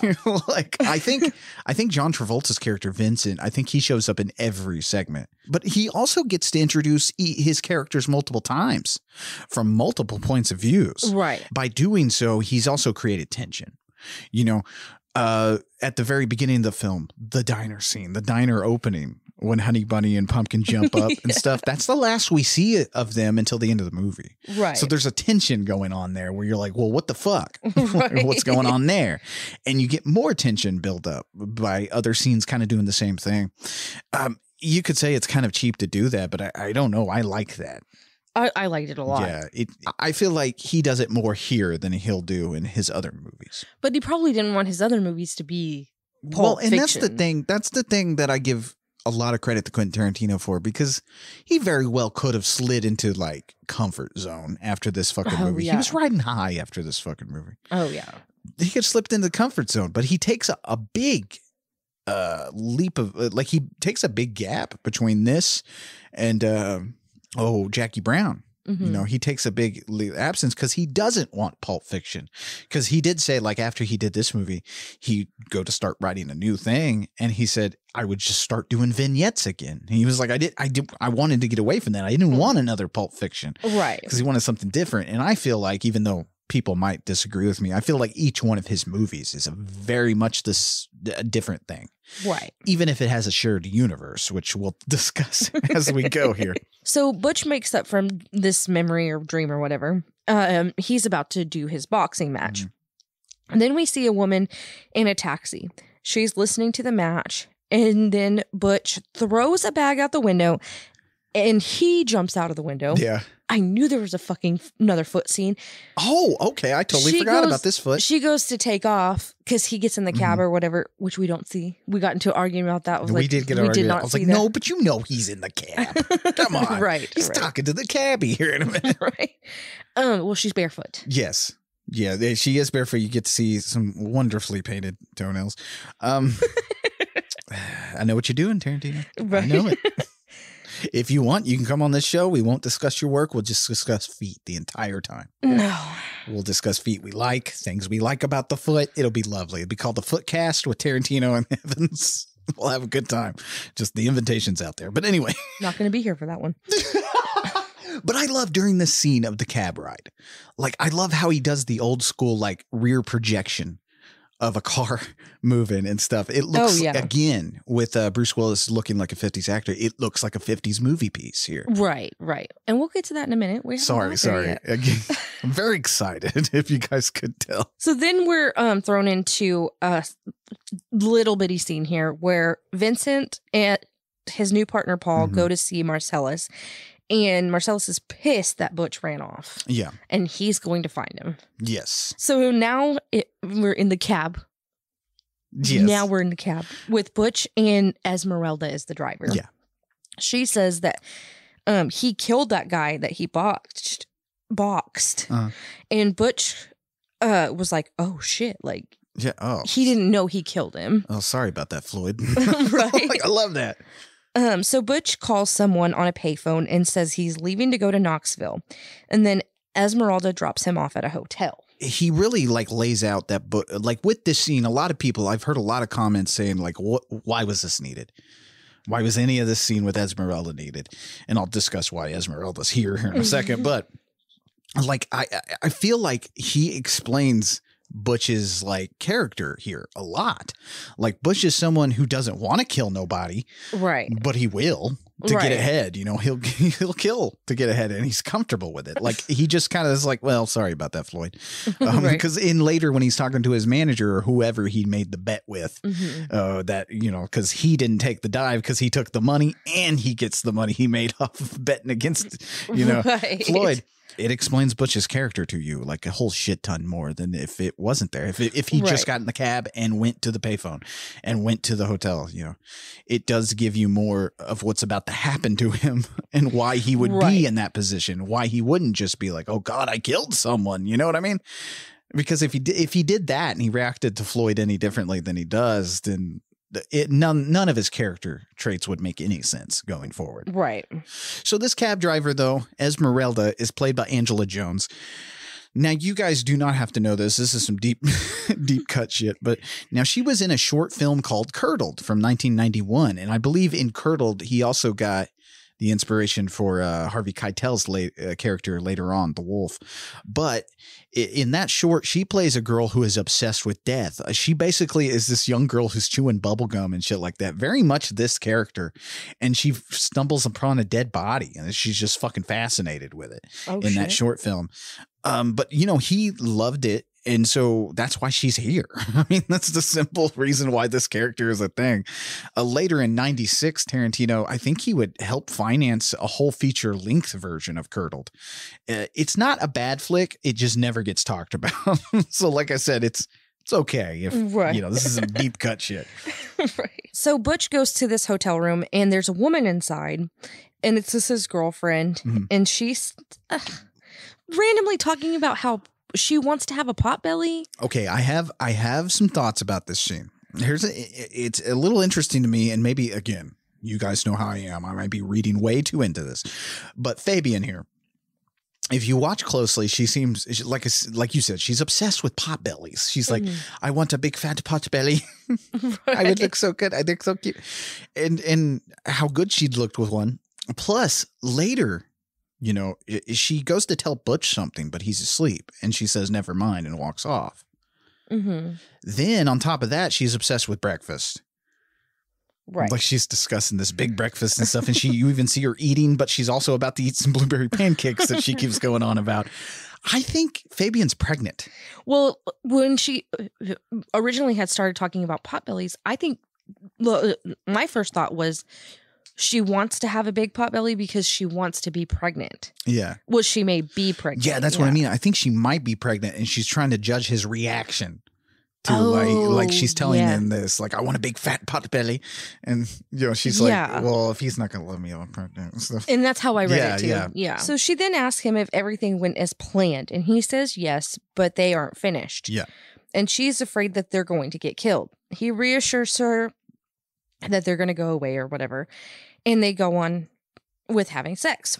Mhm. Then they go to bed, and the next day they're getting ready to leave, and Butch can't find his watch. And wait, you know, Tarantino makes them talking about trading oral sex like not gross. Yeah. Like it's a Tinder scene of two people saying, "Hey, if you suck my dick, I'll go down on you." Right. It's nice, actually. It's actually very nice. Well, that's the thing about these movies that you'll definitely notice. There's not a ton of sex scenes in these. Like when it is, it's almost humorous, like we'll see in Jackie Brown. Right. But like, there's just not a ton of that. Right. And I don't need it. No, you don't. That's the thing. And like I'm not missing Tarantino has it. said, you know, I don't do that. It's just not my Right. thing. Right. So he is pissed Mhm. because, how do you say her name? Fabian Fabian. Yeah. was supposed to get the watch from the apartment and Yes. bring it with him. Mm-hmm.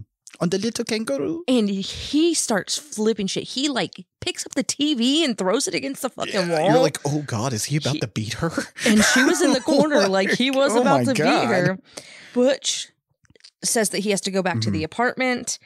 And this is really funny because he says, I'll be back before you can say blueberry pancakes. Yeah. And she's like, blueberry pancakes. And he's like, nah, maybe not that fast.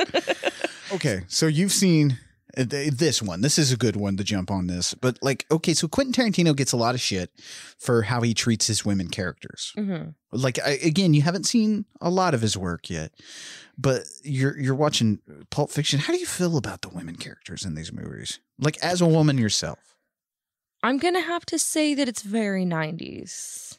Oh, yeah. I don't know how to explain it. Like, the women are there, but the men are the main characters, and the women don't necessarily need to be there.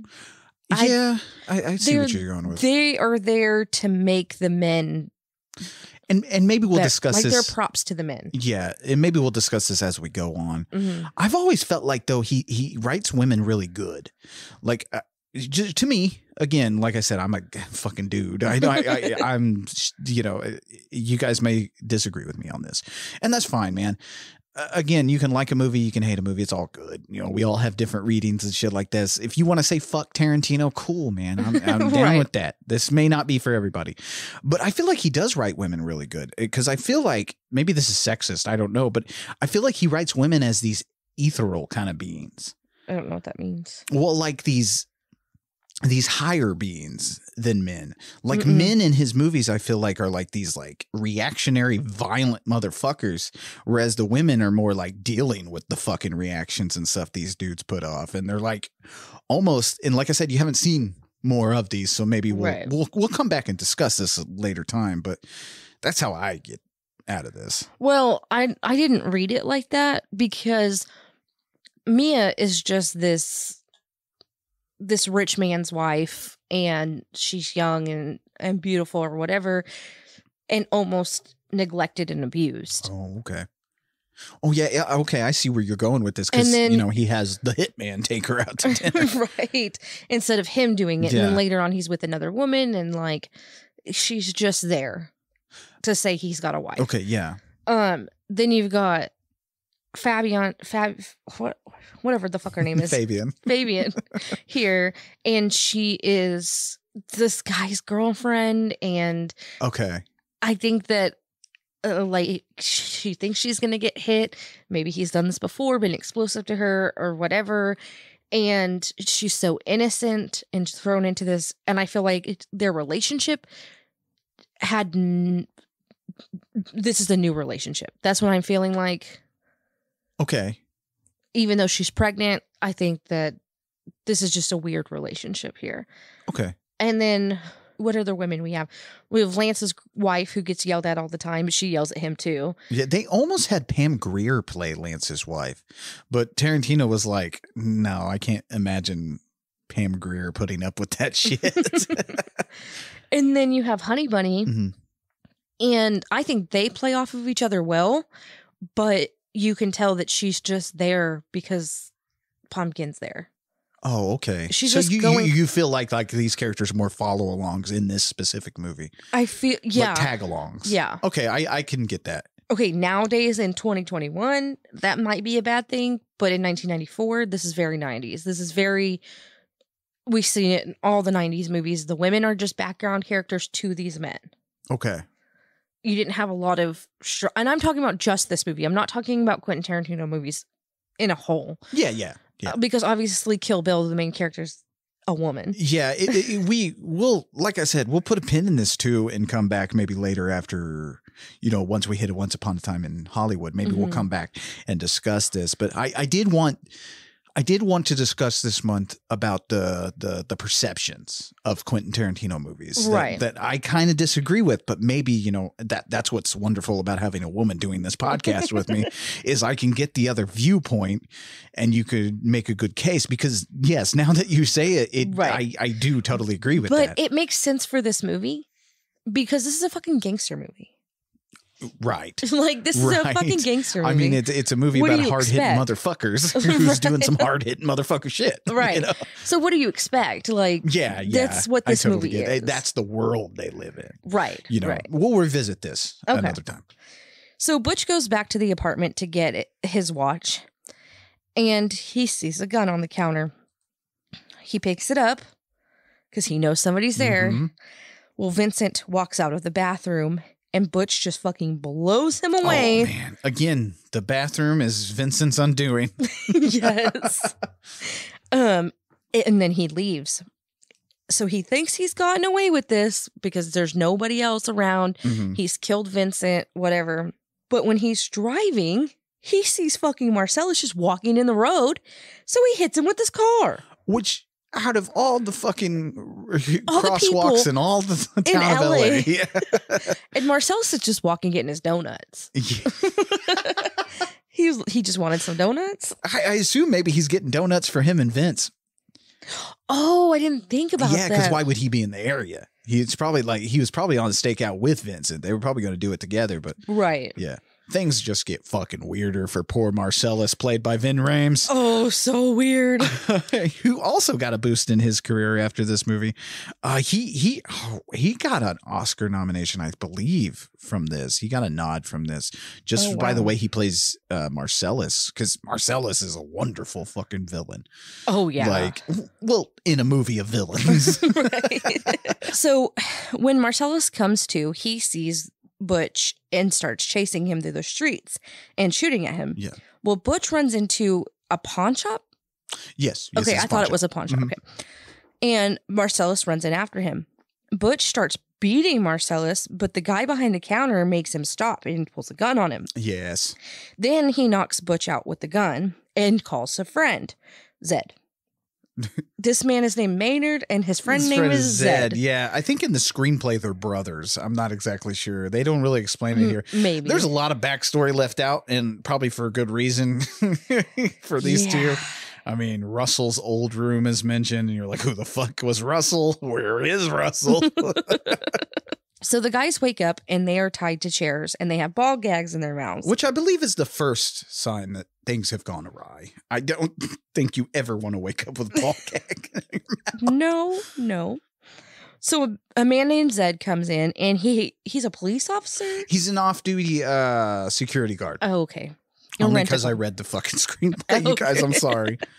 So he tells Maynard to bring in the Gimp, and he brings in a man that was locked in a box, and he's wearing a Gimp suit, obviously.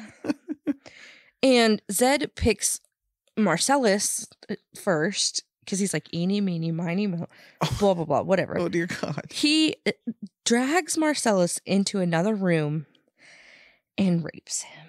To Comanche. Holy fucking shit. Goddamn, poor Ving Rhames gets butt raped in this movie. And I gotta say, I know a lot of people give Tarantino shit, all the violence he puts towards his women. And that may be true, but Ving Rhames is the only person, I think, in a Tarantino flick that's been raped. All his violence towards women, because there's these women, I talk about them like they may be violence victims. Mm-hmm. But we don't see any of that. Yeah, again, I don't see what people are talking about. Like, because they go full on attack mode on these movies. People that hate these movies. Yeah.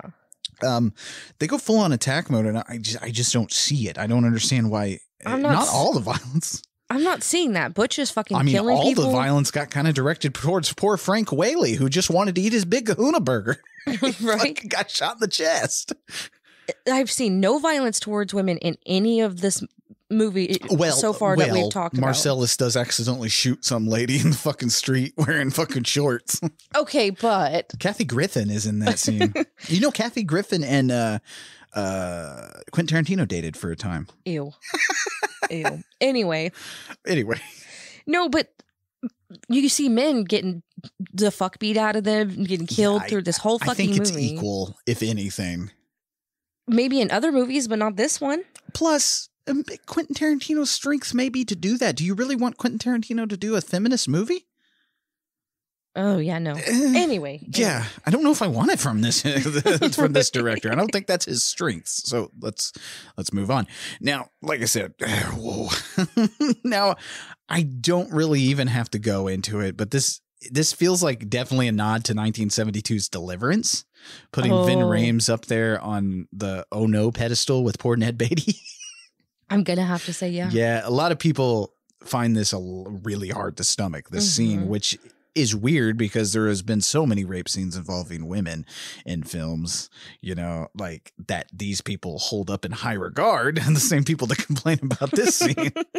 Right. But anyway, we were just in a boxing crime movie, and then we turned to the fucking corner and bam, we get the gimp. Like, that's what I mean by nothing in this movie goes as expected. Like earlier with Mia, you think, well, maybe they're going to fuck and that's going to be Vincent's problem and stuff. No, something completely different happens. Right. I like that about this movie because you don't know what to expect. Yes, he could have called it Gangster's Series of Unfortunate Events and it would have made complete sense. Yes. Butch gets out of the chair, knocks out the gimp, and he goes to leave, but decides that he needs to go back and kill those guys because he knows that if he kills those guys, he's going to make everything right with Marcellus. Yeah, plus there's a little bit, like I said, there's an honor theme going on here, and it's like, oh, that guy's getting butt raped down in the cellar. I can't leave him. Right. Like, I think anybody could I can't let somebody. Because that could have just as easily been him. Yeah, and he could just leave. Right. Like, he could just fucking walk out the door. I mean, what's the fuck, say fucking leave. Right. He could have done that, but I don't know, man. And so then you get a Bugs Bunny scene of him choosing weapons. Right. But he finds a sword and he goes down there and he ends up stabbing Maynard. Then Marcellus gets up and grabs a gun and shoots Zed. Oh, it's what you want after a rape scene. Yeah. Yeah. Oh, yeah. But he doesn't kill Zed. No. He's going to make sure he gets tortured. Yeah, he's going to get medieval on his ass. Right. So Butch asks Marcellus if they are cool. And he says, don't tell anyone about this. And he needs to leave town and stay gone. He's like, LA is not for you anymore. Butch agrees. He leaves. He goes to get his girlfriend. And they drive to the bus station. Yeah, Zed's dead, baby. Zed's dead. Because she was like, whose motorcycle is this? So something that always gets me is the fact that Butch saves Marcellus, then gets on a motorcycle named Grace that takes him to his freedom. It's very, like I said, there's a lot of themes here. It kind of runs parallel with what happens to Jules here in a little while. But the thing not a lot of people point out to me, or I haven't heard people point this out, is that every one of these stories, like I said, ends with a character being redeemed. That's one of the themes that Pulp Fiction does so well, is that redemption theme. Butch was a murderer, and he was obviously okay with killing a man in the ring, but here something stops him and makes him go back for Marcellus. Like I said, that's where the honor thing comes in. There's a big theme of honor playing in throughout this movie, which is kind of a thing you would see in like spaghetti westerns and kung fu films, something that Tarantino knows a lot about. Which, if you looked at this movie in a certain way, it's kind of like a LA themed spaghetti western, but more on that later. He could have just said fucking left, like we said, and they probably would have just killed Marcellus, and that would have been that, after they raped him. But Butch goes back, sets Marcellus free, who then in return sets Butch free. It's only by restoring honor to someone else that Butch gets his freedom. Right. And Jules gets his obvious redemption here in a little while, frees himself from his hitman jobs and in turn frees Ringo. You know, it's like a chain of events that gives all these characters a redemption. Right. There's a lot here to dissect. You know, in the other theme, honor in the face of adversity, all sorts of shit is here. And Vincent stays basically the same through this movie. Yeah. He doesn't try to restore anything or do much else to better himself. And I think that's what his undoing is. Yeah. You know, I'm going to have to agree with that. Yeah, because it could have been Jules in that apartment with him. That's true. Yeah, because the way the narrative is broken up, Jules has already left by this time. Right. By the time he meets Bruce Willis. But by the way, the copy he reads in the bathroom, the book he reads is Modesty Blaise by Peter O'Donnell. It's a pulp novel. So there's a useless bit of info for everybody. Nice. Nice. So now we're back at Jules and Vincent talking to the frat boys. Yes.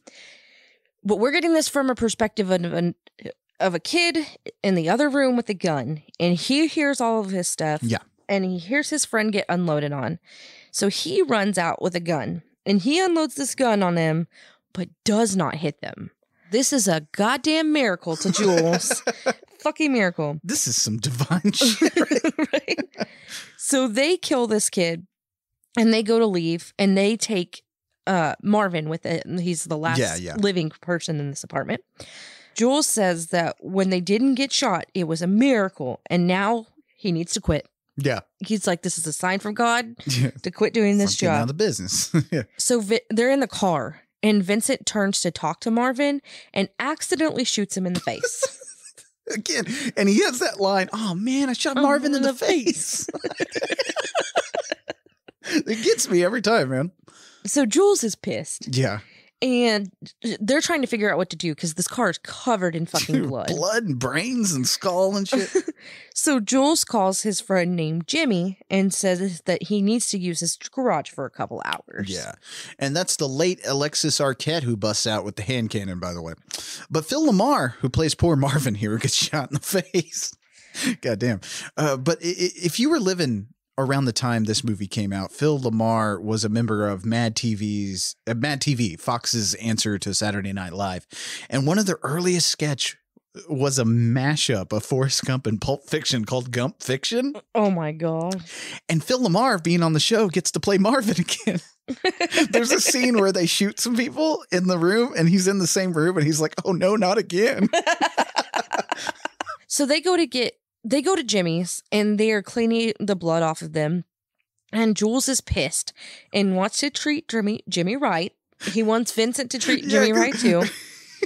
Vincent is trying his hands. He barely washes his hands against blood. He's like, man, after I fucking washed my hands, the damn towel didn't look like no damn masking pad.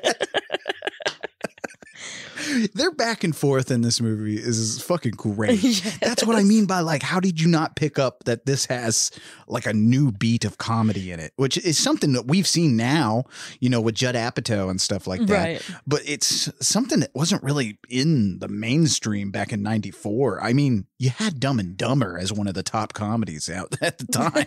So it's just some kind of new comedy that nobody expected. Right. You know? Because it's not supposed to be funny. No, but it is funny. It's a bunch of serious shit, but it's humorous. Right. Right.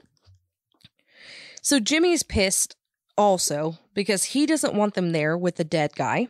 Yeah. And because he knows his wife is going to be pissed. Yes, Bonnie. That's the title of this vignette, is the Bonnie situation. Yes. And I love it because he's like, you know what's going to happen if Bonnie comes in, which, by the way, Jimmy's played by Quentin Tarantino himself. Yes. And he's like, you know what happens if Bonnie comes in and sees this? He's like, I'm going to get divorced. And I don't want to get fucking divorced. There's nothing you can say to make to change the fact that I love my wife. But it's so funny because Jules is like kissing Jimmy's ass. He's like, this is a good cup of coffee. This is some gourmet shit. He's like, you could have given us some freeze shot bullshit. But yeah. And I love the fact that Jimmy has good coffee. That's a thing that takes up because when Wolf gets there, he gets his coffee. He's like, So Jules calls Marcellus and he says that Marcellus says that the wolf is coming to help him. But after, not after the little back and forth where Marcellus is like, do I really need to help you? Like, and what do you think she's going to do when she gets there? Well, no shit, she's going to freak. That ain't no answer. Right. Then we get this little like scene or whatever when they're talking of Bonnie walking in. This didn't happen, but like a scenario. I love that inclusion of them because she walks in and they're carrying dead Marvin. Quentin Tarantino, I love you watch his face and that fucking the facial expression he makes. So Marcellus says that he's going to send Wolf to help them. So Wolf comes and tells them that they need to clean the car. Yeah. And they're going to line the car with blankets. And they're going to put Marvin in the trunk. And then they're going to drive somewhere. That's all we know, really. Which, by the way, I love it that, like, you know, with the Wolf is like, okay, you know, it's 30 minutes away. I'll be there in 10. And he fucking pulls up 9 minutes and 37 seconds later. Yes. He's early. Right. But they only have 40 minutes to do this. Yes. So he's telling them exactly how to clean this car, and they got to do it good. And him and Vincent and Jules, are still fighting. And, they fight through this whole thing. And Jules is pissed because he's picking up the brains and stuff, and Vincent's cleaning the windows. He's like, "Why am I sitting in the back?" Yeah, you're on brain duty, motherfucker. Yes. Anyway, so they get the car all spick and span, and Wolf says, "Now we have to clean you guys up." Yeah. So they take Jules and Vincent out back and spray them down with a hose. And it's fucking cold. And you know it's fucking cold. Oh, yeah. Like, hurt your body cold. You know what I love about this scene? John Travolta takes his shirt off, and he is a real person. John Travolta does that a lot. And I'm so glad recently John Travolta's just like, hey, I'm bald now. Right. Like, I'm balding. I'm done with the wigs. Because he, for a while there, man, he was wearing those awful fucking wigs. Yeah. Wherever he went and in a lot of movies. And now he's just bald and he looks good. Yeah. Because that's the thing. That's what I've always liked about John Travolta. He just looks like a normal human being. Right.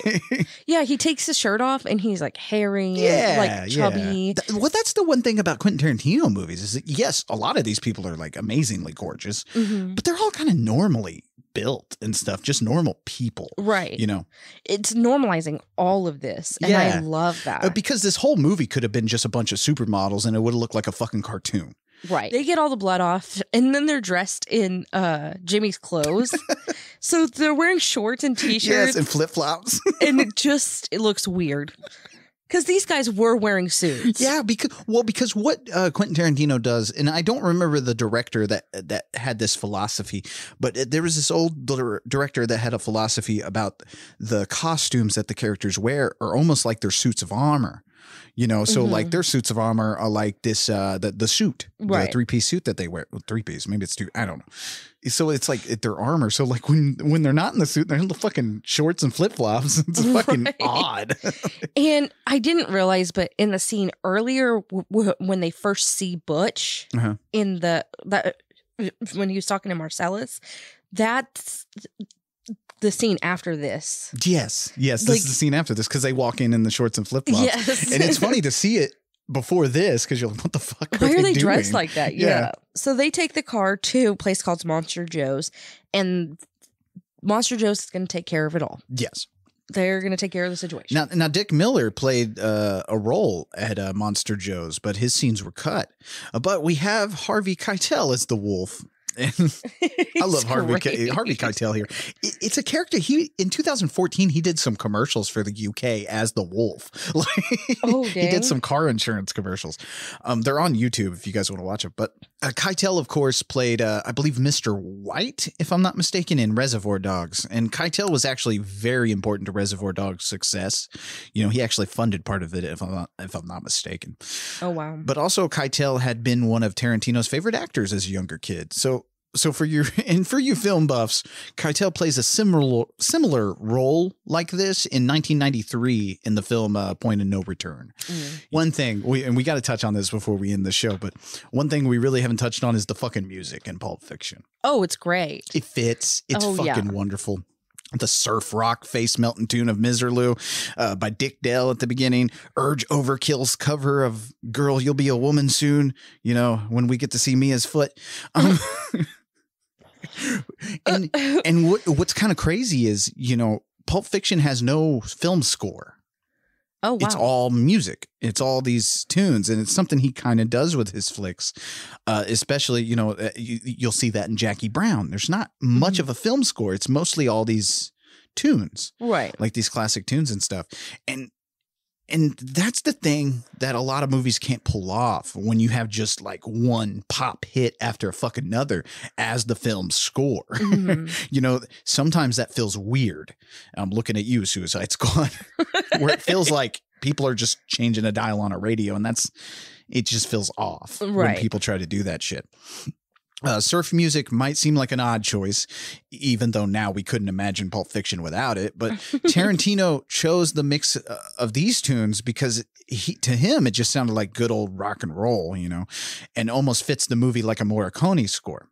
But it helps keep it like postmodernly cool. This mix of mono-driven classics, like Chuck Berry's tune when they're dancing. You never can tell, just like that song, but also mixed with obscure stuff like, at the time, nobody was talking about Casey and the Sunshine Band, but at the beginning you have Jungle Boogie, playing over the credits. It's just that combination of shit that creates this really cool world that these characters inhabit. Right. It's not a traditional LA picture that we have here. Yeah. Because it's very much LA, but it's a whole different side of LA that you're not seeing. Right. Okay.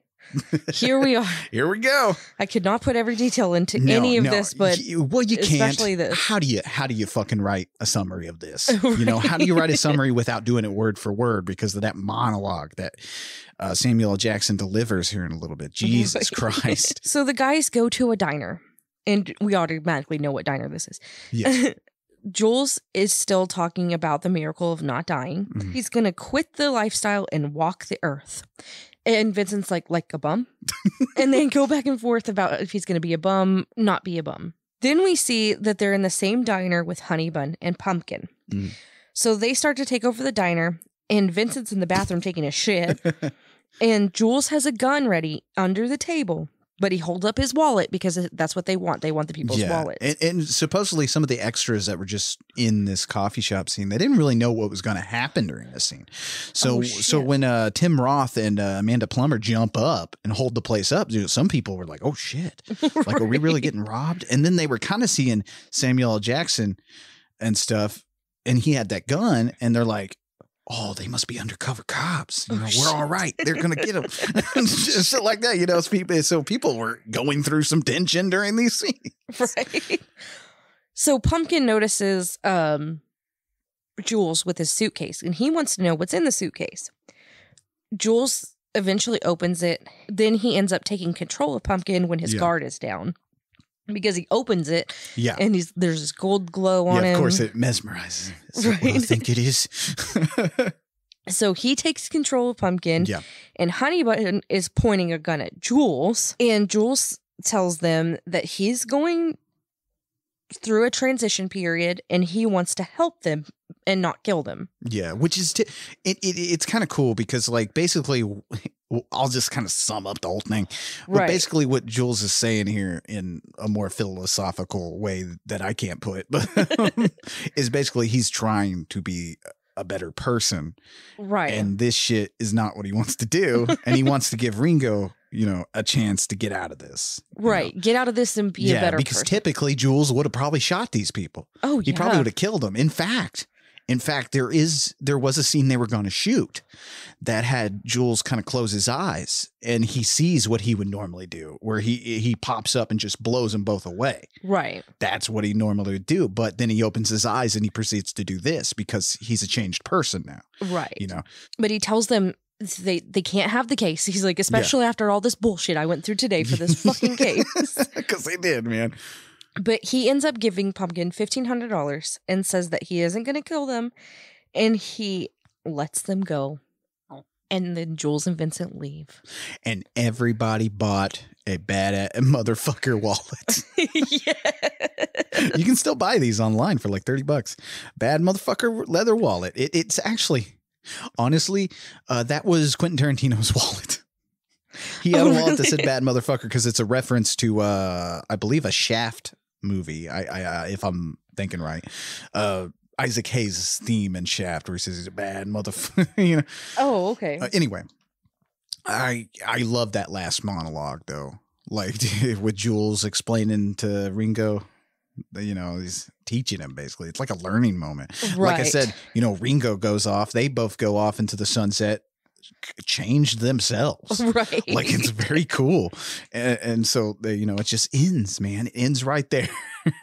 Pulp Fiction premiered May 1994 at the Cannes. It was unveiled at midnight and won the Palme d'Or, which is the Cannes Film Festival's top prize. Something no one fucking expected. After that, it snowballed into a sensation, man. Pulp Fiction wasn't just a movie in 94. It was a fucking movement. Right. Now, it got to the general public on October 14th, 1994. And since it was being promoted already, even before it rolled out to the public, you know, Quentin Tarantino was traveling with this movie, you know, talking it up and stuff. And like I said, the Weinsteins, they're great at marketing, or they were great at marketing before he marketed himself into a jail cell because he's an awful human being. But they were good at the time at marketing and stuff. So this movie was already a hit before it even rolled out to us, you know. It didn't get the usual low budget treatment either, you know. Pulp Fiction went immediately into wide circulation, around 1,100 theaters, in fact, which is something most independent movies don't have the luxury of having, you know. Right. It went on to be one of the top grossing films at the box office its first weekend, gaining over $9 million. Dang. Now, against its $8.5 million base budget and $10 million in marketing costs, Pulp Fiction grossed $107.93 million at the U.S. box office, making it the first indie to make it past $100 million. Worldwide, it took $213 million. Wow. Like I said, this movie was a fucking thing. And it was a thing for a long time. Like, Pulp Fiction had... Fuck. I remember people talking about Pulp Fiction into 97. Right. People are still talking about it today. Right. You know, like I said, go a fucking year without hearing say what one more time. Or Royale with cheese. You know? With all the quotable dialogue, like I just said, and its philosophical themes that it could be dissected and stuff like that. It was an instant cult hit, you know, and the memorable scenes like the dancing and the music and just the sheer look of it, it became a pop hit, you know? Right. For Tarantino, his second feature film gained him critical and universal acclaim. Roger Ebert and Gene Siskel loved this so much, they dedicated an entire episode of At the Movies just to Pulp Fiction. Oh, dang. Yeah, you can watch that episode in its entirety on the Blu-ray. Oh, the Pulp Fiction Blu-ray. I blasted back to the past because I used to watch At the Movies all the time when I was a kid. In that, actually, which is really surprising, they defended its violence. Really? Yeah, they Roger Ebert and Gene Siskel defended violence. Now, of course, it won Best Screenplay at the Oscar, but lost Best Picture to just fucking guess. Just fucking guess what it lost to. Forrest Gump. I knew it. I'm so surprised. Yep, Gump beat out Pulp Fiction somehow. I like Forrest Gump, but Best Picture? Probably because it was a more wholesome family movie. Boomer shit always wins out. But anyway, stuff, it's crazy. Because, like I said, Pulp Fiction is a pop culture thing now, you know. Stuff said in the movie is in our lexicon. I say one more time, you know. And, of course, the violence in the movie was attacked by everyone, including Bob Dole, who gave a speech about the depravities and nightmares shown in Pulp Fiction. And I believe he even attacked Reservoir Dogs, but then later he had to admit that he never saw either movie. Oh, my gosh. Pulp Fiction, like Reservoir Dogs before, it really shook up the industry and how they perceived indie films. You know, there was a time after Pulp Fiction that big name stars started popping up in indie films. You know, and indie films, people started noticing and started kind of propelling those a little bit forward. You know, you had a big boom in the late 90s of the indie film market and stuff like that. Something that we've kind of seen disappear. You know, independent cinema is still shat on today, but I think, you know, like in 94, I think indies will have another comeback, you know. Not saying indies aren't popular. It's just they're shat on, man. Oh, right. It's shat on, you know. Some movies that I go see sometimes nobody's heard of, which is kind of sad. But anyway, to me, Pulp Fiction, it's a perfect film. I have no complaints about this one. It's on my list, and it still has the ability to draw me in, even if I've seen it a million fucking times. I've watched this 4 times for the show, and it's good each time. Right. Oh, what the fuck? It's a movie that will survive the ages. Long after I'm fucking dead, people will still be talking about Pulp Fiction. Yeah. And it gave us a crime movie that wasn't just a boring rehash of everything we've seen before. Oh, yeah. Even though that's the strange thing about Quentin Tarantino is he does mash a bunch of like you've heard me talking about it through this episode. He mashes a bunch of nods to other great movies, but it still feels like it's fresh and it's very much its own thing still. Oh, yeah. Oh, yeah. Plus, it's fucking cool. Pulp Fiction is one cool fucking movie. But enough about me. What did you think about 1994's Pulp Fiction? I love this fucking movie. Yeah? Because you know I like a good action movie. Oh, yeah. People getting blown away for no reason. Yeah, let's do that. Yeah. And the dialogue has a feeling of action to it. Yes. You know, that's one of the things.